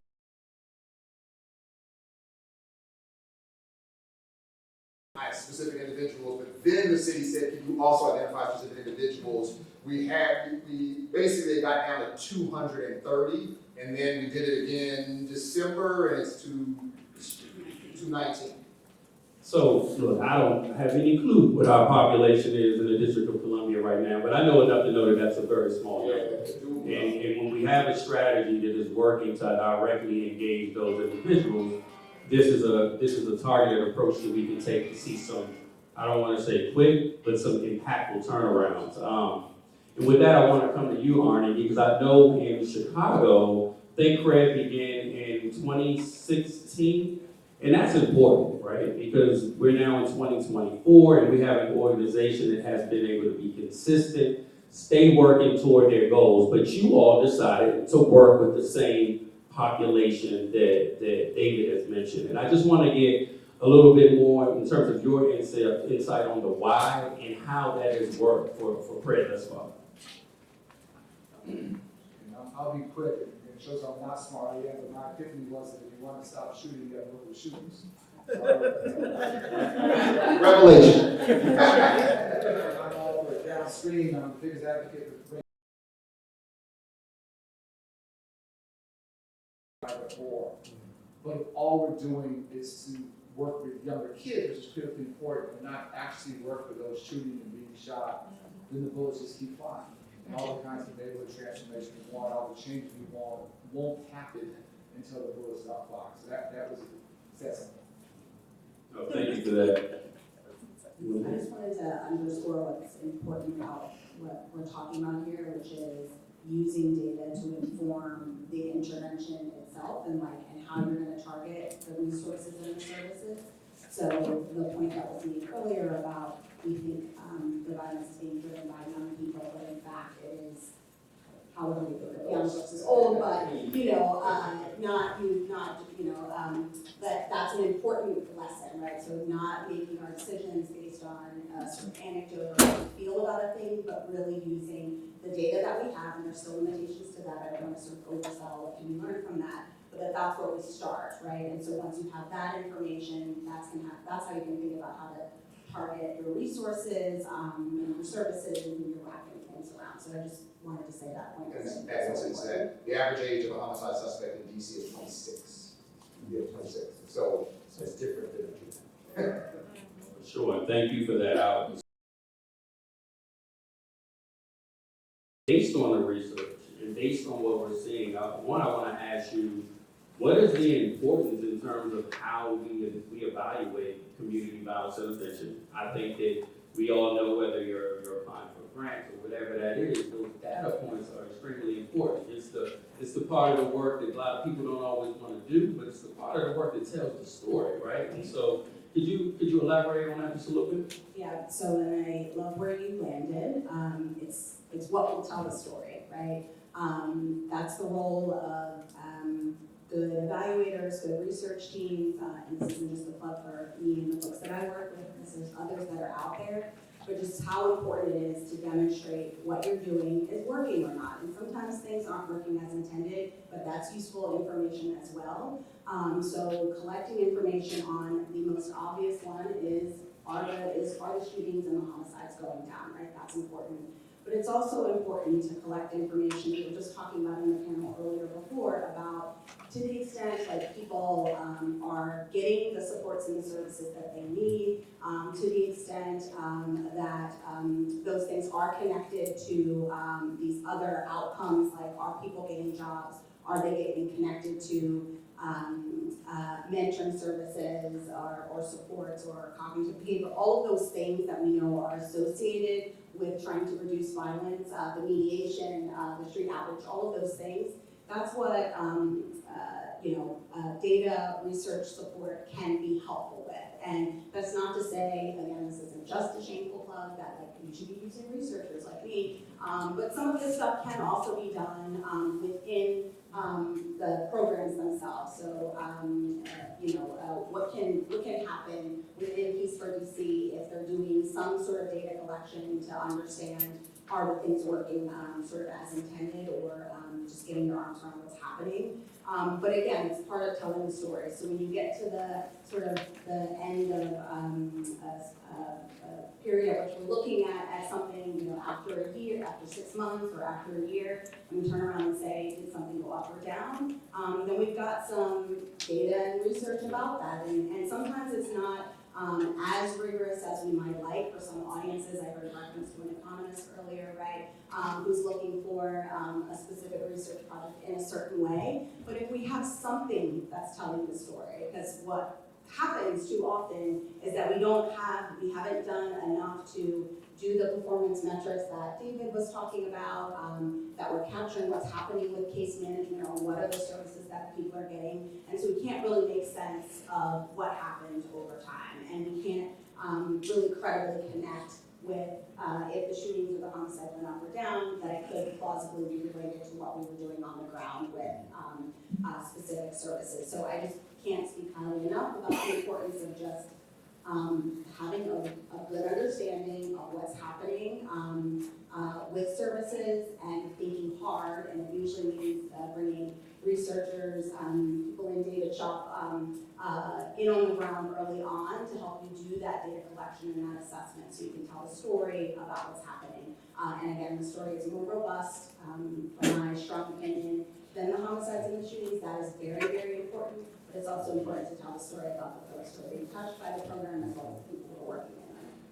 Thank you for that. I think it just to provide a bit of knowledge in terms of the landscape for community violence intervention here in DC. We really have two entities. We have the mayor's office, who has contractors or grants, I should say, with community-based organizations that are doing on-the-ground community violence intervention work. You also have the Office of the Attorney General, who has the Cure the Streets programs that are working in communities as well. I think we stated this earlier. We have plenty of on-the-ground resources. I think that we know from what you just stated, it's important that both government entities, as they have, but need to continue to do and perhaps do a little bit more, is provide that data to the researchers, so that we can know where we need to pivot, what we need to do, and what areas we need to improve in. I think it's extremely important. We do have a situation in DC. This was mentioned earlier, and I believe the year was 2011 when we dropped to 88 homicides in the District of Columbia. And I can tell you the very next year, if not 2 years later, community violence intervention work was all but gone. It was reintroduced with the NEAR Act and brought back to fruition in 2015 and 2018. So that is something to stay cognizant of. I want to come to you now, Greg. Well, one, we have a White House Office of Gun Violence Prevention, right? We need to say that out loud. We also need to acknowledge the fact that, and you won't take credit for this, but we had national community violence interrupters graduate from the White House just about a month and a half ago, which is huge for the work. I want you to say a little bit more about this, is the fact that we own the fact that there are several types of gun violence in our country. And they're all horrible, from mass shootings to whatever, right? Any lives taken due to a gun is bad. But you all do have an intentional focus on community violence intervention. You speak about it, you focus on it. I just want to get a little bit more importance about your why and office's why behind that. Yeah, I mean, President Biden was the first president to actually acknowledge gun violence as a public health crisis and demand a public health approach. And that's really the foundation of all that we're doing. It's looking at what is the actual issue, where are the lives being lost, not where the television cameras are, but where are the numbers? And when you look at it, gun violence is primarily being driven by suicide of older white men and homicides of young black men. And recognizing that that's not what CNN will tell you, but that's the reality when you look at the statistics. And so the president said, how do we build a strategy to respond to that, that can attack all of these issues, or all the angles of gun violence? And first looking at what are the risk factors, and how do we start to dismantle them, and then what are the protective factors that we can strengthen to help address violence. And when you think about protective factors, or areas that we know can help our communities be more resilient to gun violence, the number one most effective strategy was investing in community violence intervention programs. The data's the tall across the country, whether you were in Oakland, whether you were in Dallas, Texas, or Baltimore, Chicago. We found that when you invest and focus on those who are most at risk, or we like to think most vulnerable to gun violence, then you'll see results. Not only will you see them not shoot someone else, but you see them get jobs, you see them, their credit scores go up, you see them being better fathers. They're already great fathers many times, but better fathers, starting to really produce and pour into their own community, and in turn become their own interventionists, whether they're working for you or not. They're in their own communities talking people down. And so the president saw that, he saw the stats and said, okay, what do we need to do? And in 2021, we looked and saw that there was $0 federal dollars for these strategies. Zero. And so that was the first executive action on April 8th of 2021 was how do we make some of these funding sources more inclusive to violence intervention programs. So we changed 26 grants across 6 different agencies, and about $10 billion were now inclusive of community violence intervention strategies. So the first major stride. The second thing was, okay, we have all this money moving for COVID relief. We're paying for law enforcement, we're paying for first responders, emergency rooms, doctors, lawyers, everybody that's closely in touch with this health crisis of COVID. And we also see that the biggest ripple that's impacting us is violence. That's the side effect of COVID is when safe spaces are compromised, when people are torn apart for years at a time, the biggest side effect, the most damaging one has been the surge of gun violence. And so with that said, we wrote out guidance from the Department of Treasury, Department of Education, and the White House that said your COVID relief dollars should also be used in violence intervention and prevention strategies. And as a result of that, $15 billion of COVID relief went into public safety, of which $2 billion went directly to community-based organizations. And then on top of that, in 2022, we were able to pass the first bill to address gun violence in 29 years, the Bipartisan Safer Communities Act. It included, again, another $15 billion, a lot of money moving. And in there was the first sustained fund specific to community violence intervention, the Community Violence Intervention and Prevention Initiative out of the Department of Justice that will now be funded for the next 5 years and gives us a deadline. And so we're starting to see all of this, and the president is not really motivated by headlines. He's motivated by 2 things, results and real people. And what we've seen is that the more real people that he's connected with, that have been in this space, the more inspired he's been. People like Marcus, like Dr. Chico, like David Muhammad, like so many people in this room that have shared the stories of their work. And then secondly, the actual results. Every city that's done this well, we've seen tremendous results. Detroit has had the lowest homicide rate since 1966 right now. Miami, lowest homicide rate since 1957. Last year, we saw a 13% reduction in homicides across the country. And the president pulled together a room full of police chiefs, 12 of them. And I sat there, and he looked at me and said, "Craig, you're not a chief." I'm sorry, boss. But I had a seat. And I was so surprised. And y'all should go back and watch this. Every police chief, when they said, "How did you get to these historic lows? How are you turning the tide?"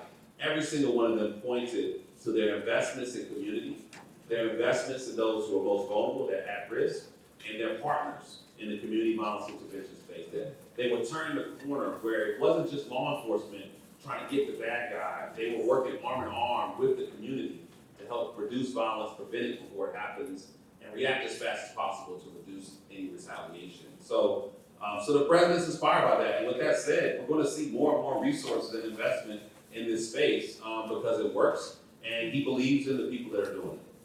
Thank you. That's powerful, right? We need this investment not just locally but nationally as well.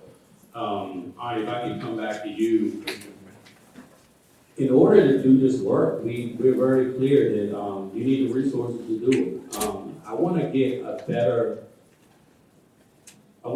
get clarification on one.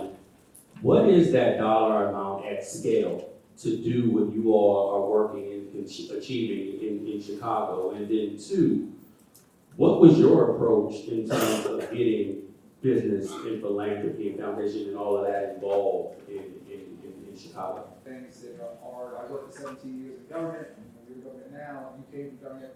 You do some things that I understand is hard for others to do. So for me starting, it was really important to start with people willing to take risks, willing to fail, willing to do things that are wildly controversial, put in place non-aggression against peace treaties, hire guys not to shoot, and do lots of different things.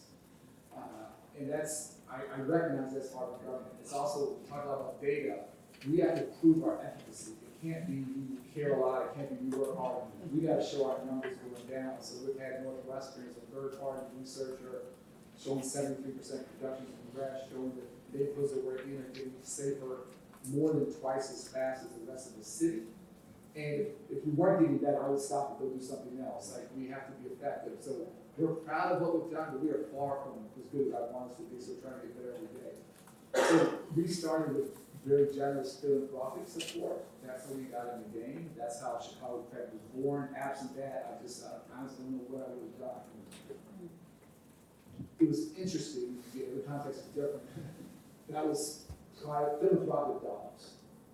Private dollars flowed during COVID after George Floyd's murder because the violence for us left the South and West sides of the migrate downtown. So I had very few CEOs talking to me until violence was literally in their backyard. Impacting the families, impacting the place of business, and all of a sudden, everybody's asking me what to do and how to help. And I think violence is very much like COVID. It travels through social networks. It doesn't know geographic boundaries.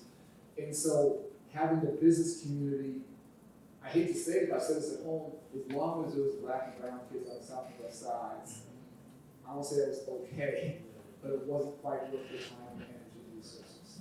As soon as the violence was, I won't say engulfing the city, but impacting the city, then they stepped up. And I hate that that's what it took, but I'm glad that we're all in it together now. And so those resources follow. We're now, and to be clear, Chicago, we don't take any public money. We don't take any city, state, county, federal. We fight like hell for that money for all of our partners. We're one of like 20 partners across the city doing this work. And we want to bring the resources to that. The city government, the public money is now.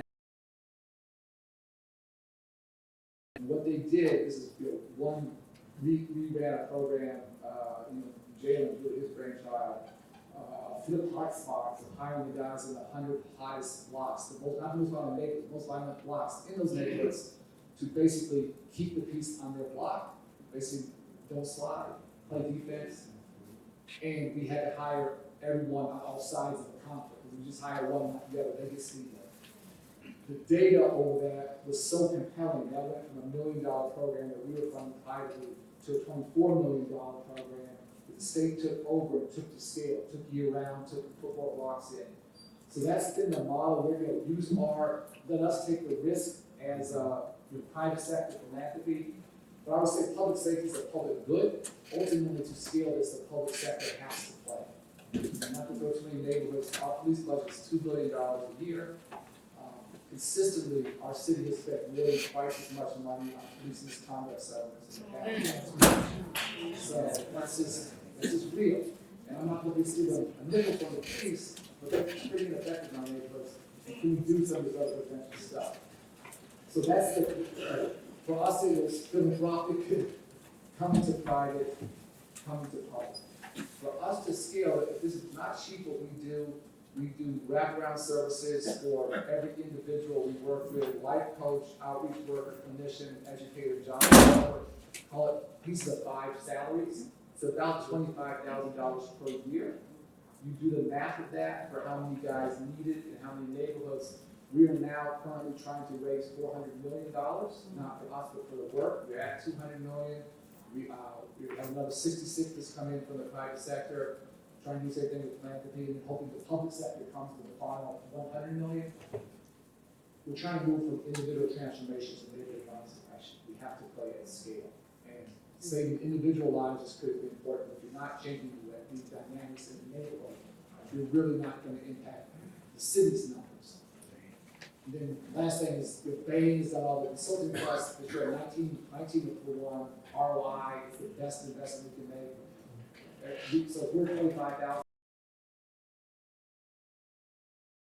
shooting costs over $1 million. And so for folks that forget the heartache and the heart, just the math of it is absolutely compelling. This is the best investment we can make.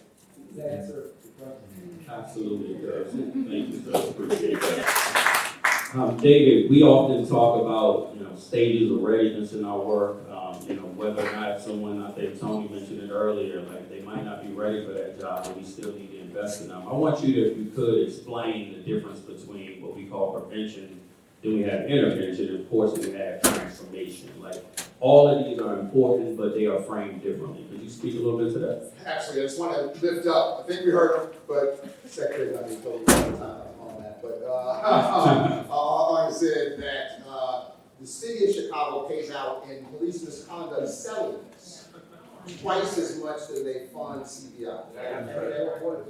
More than twice as much. Just teach you done. Anyway, all right.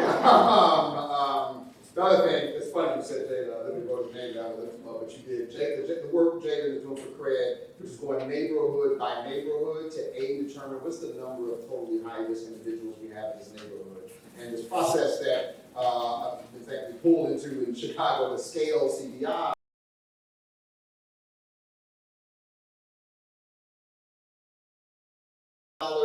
per neighborhood, right? But the fact that they have a process where you have collaborations per neighborhood, thinking like that, and quantifying, this is what we need to get to real peace in these neighborhoods. Over 5 years. Over 5 years, thank you. Over 5 years. 15 million. And that's the always corrects me every time I say, she was like, over 5 years, David.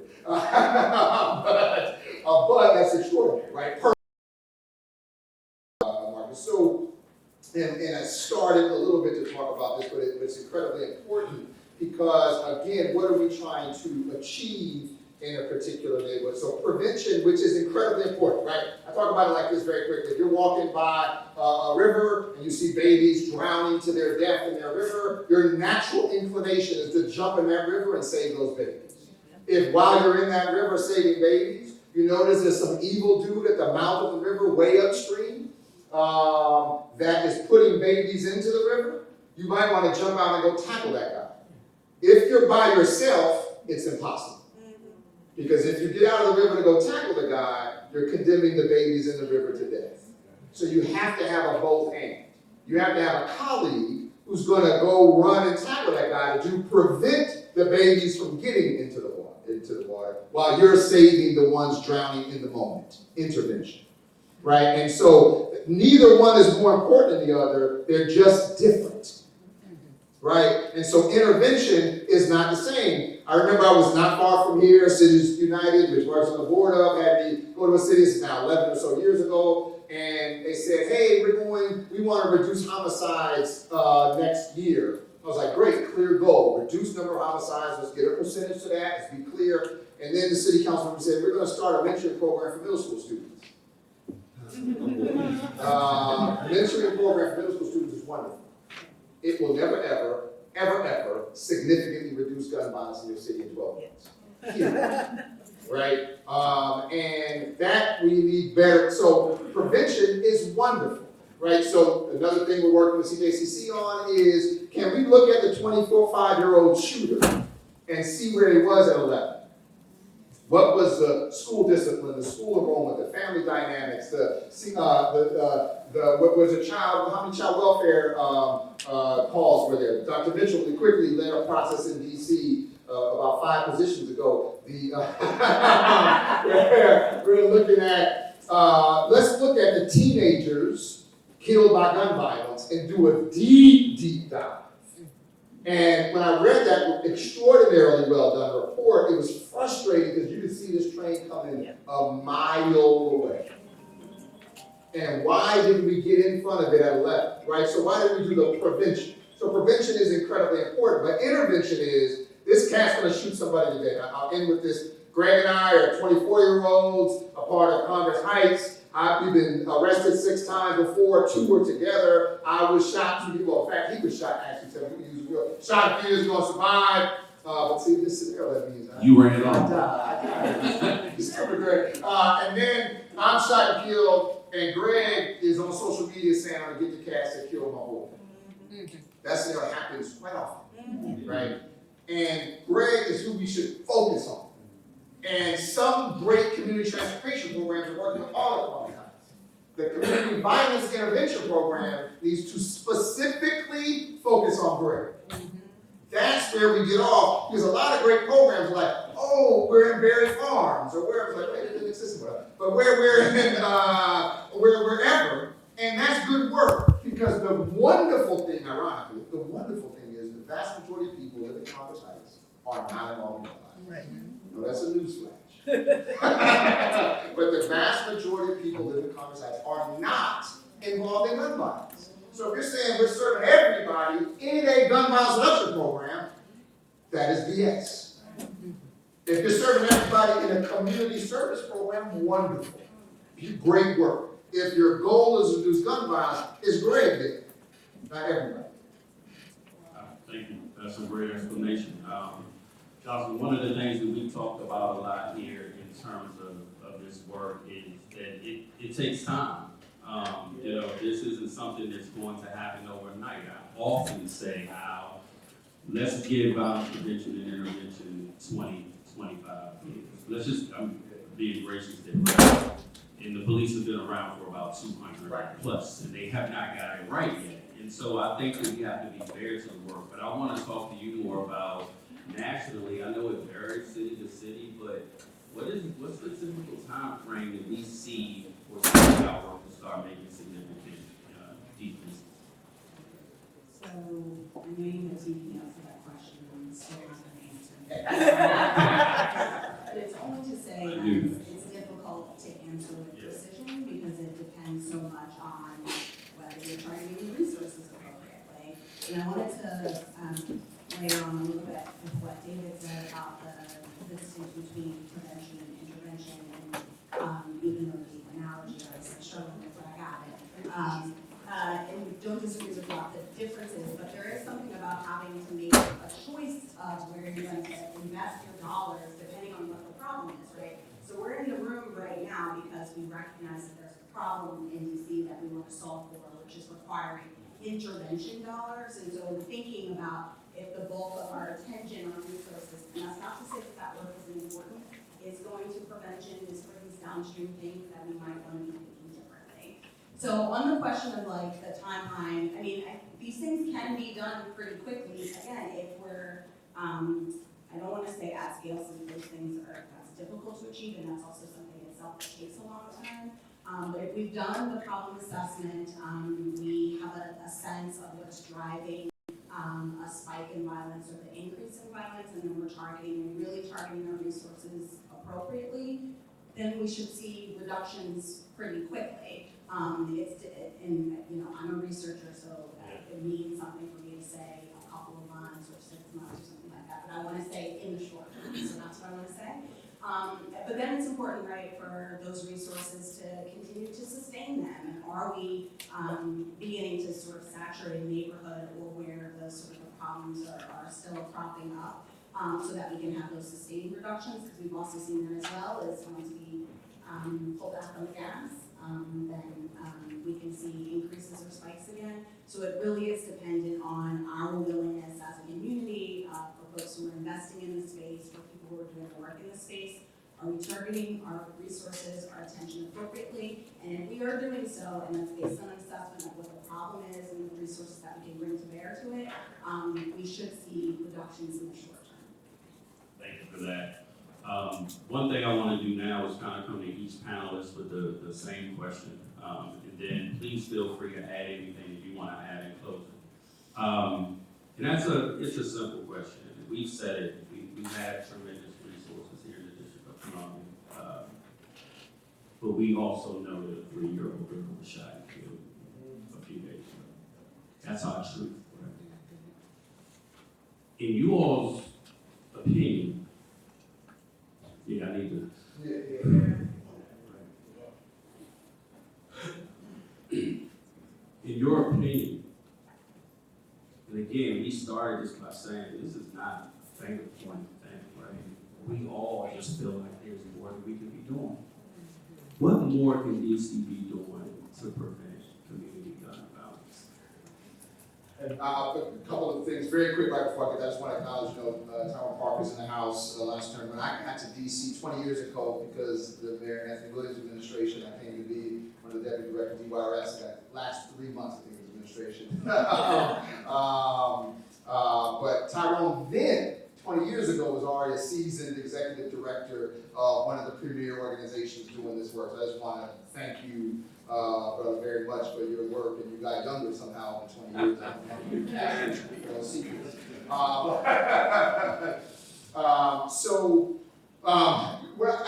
There's a bunch of ways to do this. I think the way I want to do it is just give you an example, and there's several, right? I want to give you an example, City of Indianapolis, where we've been working for many years. I'll just give you this example. One challenge is it had been entirely funded by ARPA. 100% of what I'm about to describe was funded by the American Rescue Plan Act. Now, thankfully, they became another good example, recently, in the City County Council Merge City County. City County Council is now funding locally to Mike Duncan's point around like taking up the responsibility. All right, very quickly. So they hired with ARPA funds 70 brand new positions: street outreach workers, life coaches, and violence intervention workers. They stood up on the policing side, gathering intelligence, having shooting reviews. We'll see how well they're happening, a whole other question, where they're going through every single shooting that occurred in the last 7 days. Not who did it, not what we're gonna investigate. Is this a likelihood of retaliation? If there's a likelihood of retaliation, then, so the Greg David example I gave, Greg didn't do anything to get arrested, right? His friend was killed and he made some threats on social media, but he had a bunch of risk factors that say he's gonna make good on that. That information is provided, that one-way flow of information to the violence prevention workers. They then assign somebody, not just say you're walking through the neighborhood every couple of times a week. Outreach worker, you're assigned to go get Greg. You know Congress Heights, in this instance, the Far East Side of Indianapolis, you know that area, go get Greg. Not go walk this neighborhood occasionally. You are going to go, and then you're going to engage Greg, talk to him, and then hand him over to a life coach. And that life coach is going to talk or text message with this person every single day, see them in person 2 to 4 times a week. Develop a positive and trusting relationship with them, develop a life plan with them to connect them to services, and that's going to be dogged every week on, did you do what you're supposed to do? Where's the case going on? How are you doing? Most importantly, positive trusting relationship, right? But yes, there are some administrative pieces. Then on top of that, every month without fail, so 2 years, and this is May, I'll be there next week in Indianapolis, I think. The mayor has never, ever, in this 2.5 years' time, missed ever one of these monthly meetings. Where I sit with the mayor, the police chief, the head of the ones, the equivalent of ones, and other leaders in the room, and we go through what we agreed to 2.5 years ago. A 10% reduction in murders, a 10% reduction in non-fatal shootings, how many people who would be identified as high risk, what percentage of them would be touched by outreach workers, what percentage of them would be enrolled in life coaching, how many would be on 3 months later, 6 months later, 12 months later, how many would get employed and training, how many would be employed 3 months later, 6 months. We go through 3 pages of data every month with the mayor to say, are we on target? That's what DC will do. Thank you, sir. Greg is at the White House now, but he was actually at the Office of Neighborhood Safety. It's my old boss. It's my old boss. But I just, as I pass it to you for your closing remarks and the answer to that question, it's important that there's an office, but who's in these positions matter. And Greg is still mentoring kids here in DC. These are real losses that he spoke about earlier. Kind of struck a nerve with every time I see the news story, I just pray it's not one line. And last fall it was with the Marcos. And there's nothing more painful than being at the funeral. And what I saw was a room full of community, a room full of people who loved him, friends, coaches, cousins, other mentors. I was just one of maybe 20 mentors, honestly. But I didn't see the leaders there. I didn't see the government there. I didn't see the smart minds and the big business folks. I didn't see the philanthropy people. I just saw a community trying to protect one of their own and get them through life. And it just hurt. It still hurts. John threw me off with that one. And just last week, Quentin was killed, and I think everybody probably heard about Karan Brown. He was killed, and all the vigils that we did. And I'll never forget the first year after he died, I drove Karan's mom home to Woodland, and I dropped her off, and I said, damn, how can she go through so much pain losing her baby and have to walk back into this terrible public housing building with 20 cops outside, with no resources, no support. And just last week, a week and a half ago, when she lost her youngest son, Quentin, who was shot literally outside that same door, had to walk to that same door, losing her child. And that just makes me think about how hard we're trying for even that high profile of a situation. We failed Quentin, and we failed his mother. Guess what? I had to cash out her to get a hotel room for the night. Not the government, not the business world, not philanthropy. And so we really have to check ourselves about what are we doing to really pour into those who are going through the worst of it. I will say just on that, can do more is really think hard about these resources. Since 2021, the federal government has put in exactly $224,131,803 into public safety in the city. Those are federal grants. It's DC. Just last year, we put $4.6 million into youth programs to address violence. And so these resources are pouring in. The president believes and cares and wants to see things change, but we can't get in here and do the work. You know, if we could, we would. But we really need leadership to really push and to really hold people accountable. And we have no problem holding these 12 to 15-year-olds accountable. When the two of them standing next to each other with a mask on, we want to hold them accountable and say, that's our solution. But yet, when $224 million is being poured into our communities and we're still failing, we're not holding ourselves accountable. So I think that's the biggest thing we need from everyone here. These are adults in this room. We need all of you to really pour in and push to make sure every single dollar, every resource is being moved the way it should. That we have a very critical eye about the policies we push. Because right now we're raining down on kids who can barely eat. And we're saying it's time for you to go to jail, you made a mistake. We need to really challenge ourselves in how we're looking at this. And I'll be honest, the last thing I'll say is someone who works in the White House and has seen what's happening across the country, you can't incarcerate your way out of this.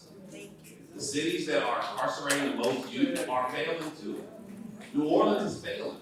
They incarcerate more than any other city in the country, and DC trying to chase them.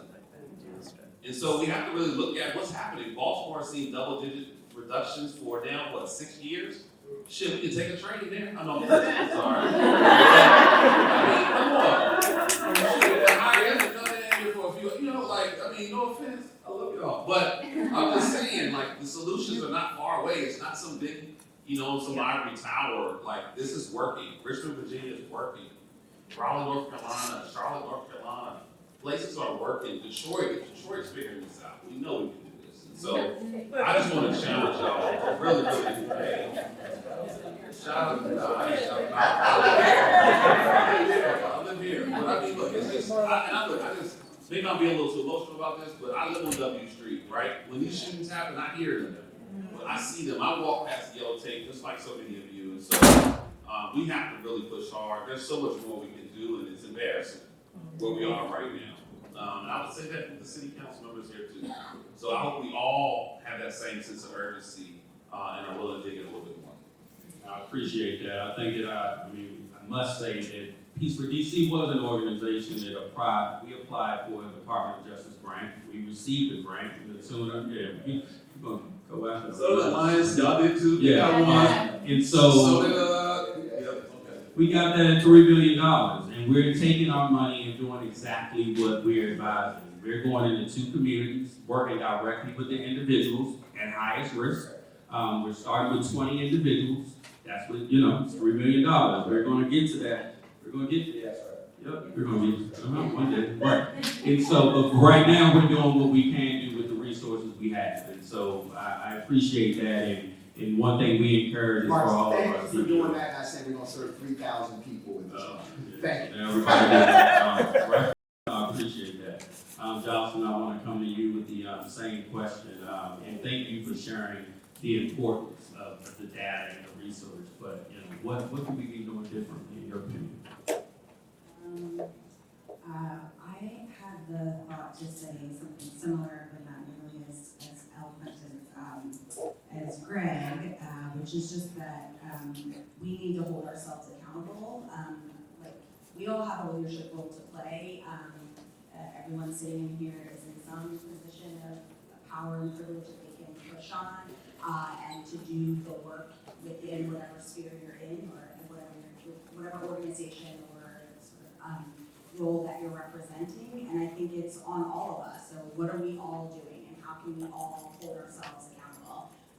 When I think about the work that I do as a researcher, I think a lot all the time about how I am doing the work in my ivory tower to amplify the importance of of this kind of work, the lives that are lost, the families that are impacted, the burden that we all, not all of us actually, disproportionately shared by some, as we all know, but what this all means, what the stories are. And so that's how I think about this, right? Like, I don't actually have dollars anymore, I used to sit in a funding agency, but like, it's to hold ourselves accountable, and what are you willing to do, and play a leadership role within your own community, your own organization about this issue, because we share the costs. This is we all more than others, of course, but we have a leadership role to play, and we should hold ourselves accountable and continuing to push this conversation forward, so that in 6 months or in a year, we can demonstrate that we've done something, and we can see ourselves in it, that we were a part of the solution. What I've ever done is the most heartbreaking, it's also the most meaningful, inspiring, so I just want to put that on the table. First, so this is for everybody, not just to see. You have to talk again at all, and all my that's what I like. You're trying to go 500, you're trying to win a championship, you're trying to do something, but you gotta have the courage to have a goal. It doesn't mean you'll make a goal every year, or even every 3 years, but for cities not to have a goal and to not be willing to put your reputation and resources behind a goal. Very candidly, our city government hasn't had that level of courage, so we've done it ourselves, and we're gonna hold ourselves to get to the goal. Secondly, you have to try and rally everyone behind it. And so you need guys on the street, the business, you feel about all the stuff you're trying to do. This work, none of us can do this by ourselves. This work is nothing if it doesn't humble you. So trying to figure out how you rally everyone behind that goal. Third is, again, just realizing how hard it is. We started with 1 clinician, we have 22. We have a full-time housing team now because the housing issues, we didn't start with housing. We came to it, we have a full-time. So that's the shooting being shot. You have to go where the need is, and the more you do, the more you realize it needs to be done. So you have to constantly evolve and learn from your mistakes and learn when you're not doing it. You need a real diversity of skill sets. That's actually this is like a dream team. You got the researcher here, you got the public sector, private sector guy, you got the guy who still lives in the neighborhood, good experience, working in the White House, which is crazy. You got the brilliant, academic leaders, strategists. What's missing, honestly, is you have a friend of my brother Muhammad here, comes from life sentence to tremendous amount of key piece in the joint and save a lot of lives there. What's also really missing for me here is young people. We need the young people that are in the audience, young people that are here. So what's that coalition, what's that mix of folks to really get that done? You have to, I don't like the word self-care, you have to care for each other. This work is extraordinarily emotionally difficult. I don't want to get emotional here. But I don't like the term self-care because it puts all the onus on you. You have to build a team that helps sustain each other through those darkest of days. And unfortunately, we all have too many of those. And our goals have fewer of those. You have to be in the streets. You have to be constant. This is not something you can do from downtown or Howard University or only from the White House. You have to be on the streets, in the blocks, in the neighborhoods, in the homes, and you can't, it's not theoretical, this is tangible, it's a relationship that changes lives. And the final thing I would say is that I just believe it's every final meeting that those closest to the power are actually the solution. You don't get to common cycles, they're actually, we can help coach, we can help empower. They're going to lead us to stable communities, we have to walk with them. Just to quickly close this, literally this morning, we've been at it 7 years, so many of our staff now are alumni, former participants. And just at one of our sites on the west side this morning, 2 of our young guys had this like unbelievable conversation with guys that are, some of their age, some a little younger, some are actually older. But just to see their maturity, to see their leadership, to see the questions they were asking. One of them served 7 years, locked up 3 times, the other one shot 9 times. And these are guys that on the outside world would be part of the problem. They are literally transforming the lives of the women they work with. That's what gives them so much hope. I see that power. I know that.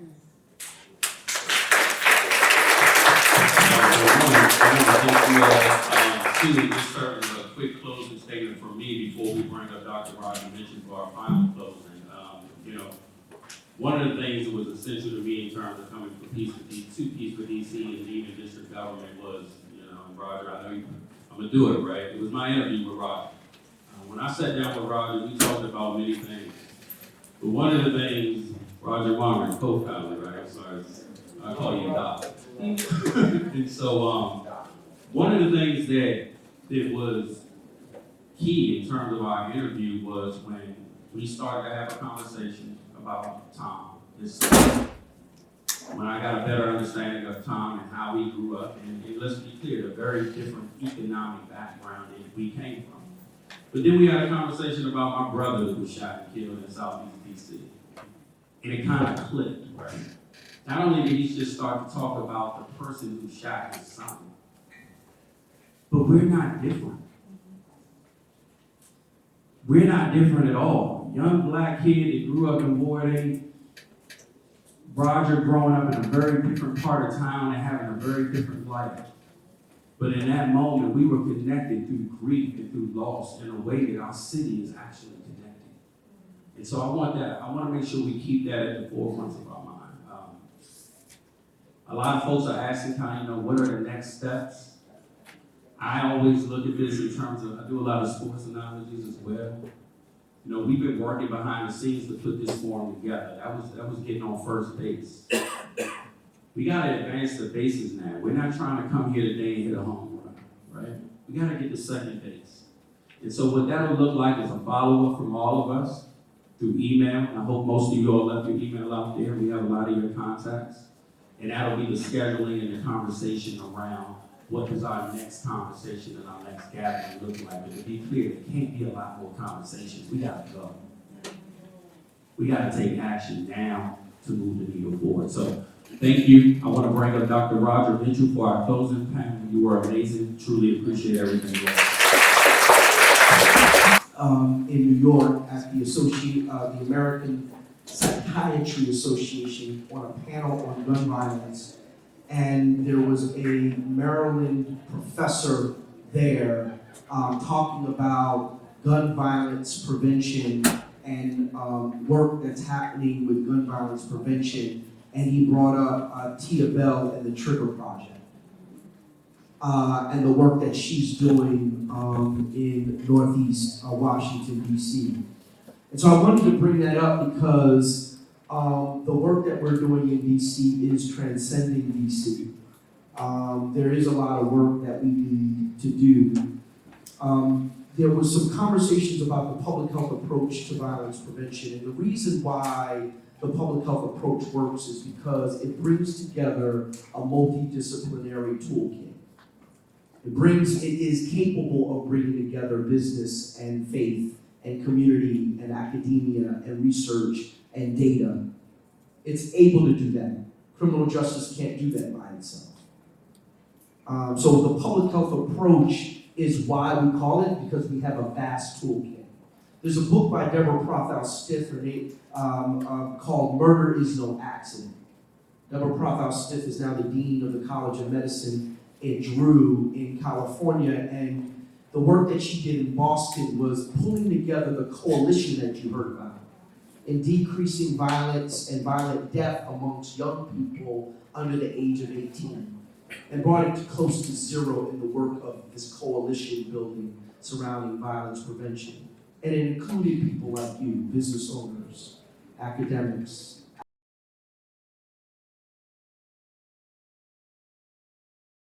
This public health approach will work if we're fully engaged. I'm sitting here because, I'm one of the authors of Building Blocks, we're one of the authors of Safer, Stronger, we're one of the authors of a lot of the work in violence prevention in this city. I was at the table for that work, and I left the FBI. I was a forensic scientist for the FBI. I was one of the first black men in FBI laboratories, and left the FBI in 1997 to study violence as a public health issue. And so there may be some notion that there's no progress being made, but 26 years later, to be having comprehensive conversations and the type of funding and the type of philanthropy and the type of individuals that are at the table to try to prevent violence now is a lot different than it was 26 years ago. You had to know someone who died to be in a room like this.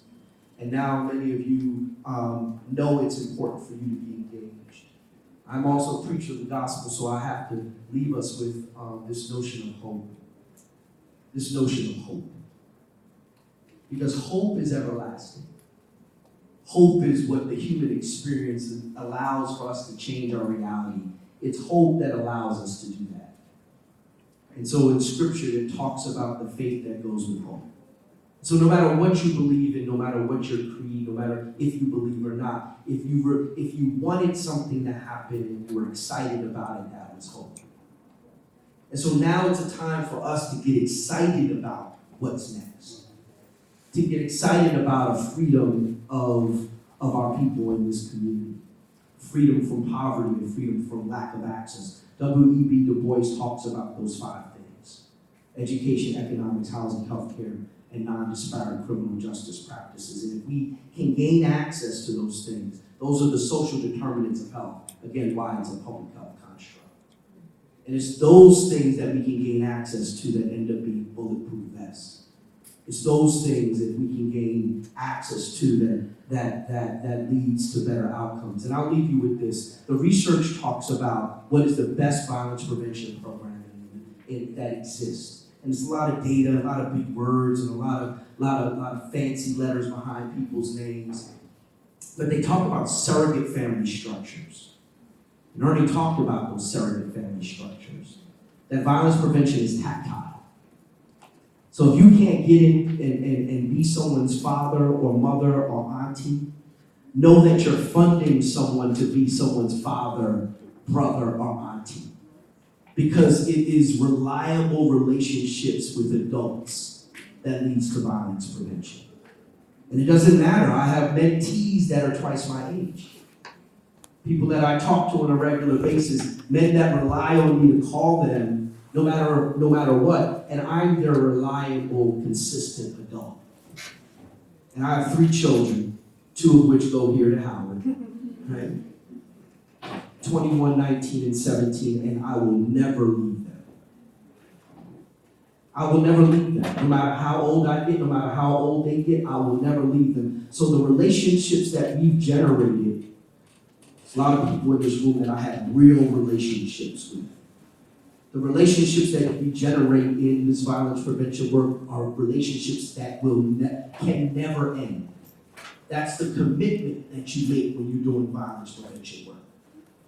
Commitment is that you will never leave. And if you can't do it yourself with your relationships, do it with your commitment with your mind. If you can't do it with yourself in your time, then do it with your bank account. Right?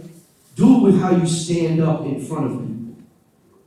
But it's a consistent commitment to this work of violence prevention. It will not happen overnight. It's going to require all of us. And so on behalf of Howard University, on behalf of our president, Ben Vincent, it's his first commencement this week, so you have to excuse him for not being here. He wanted to be here. On behalf of my dean, Andrea Hayes Dixon of the College of Medicine, and all of the leaders and board members of the Howard University here in Washington, D.C., we thank you for hosting this here. We thank you for including us. We are a partner with this effort, and we will forever be a partner with this effort. And so thanks again, and remember, now the work starts. Enjoy the rest of your evening. Thank you.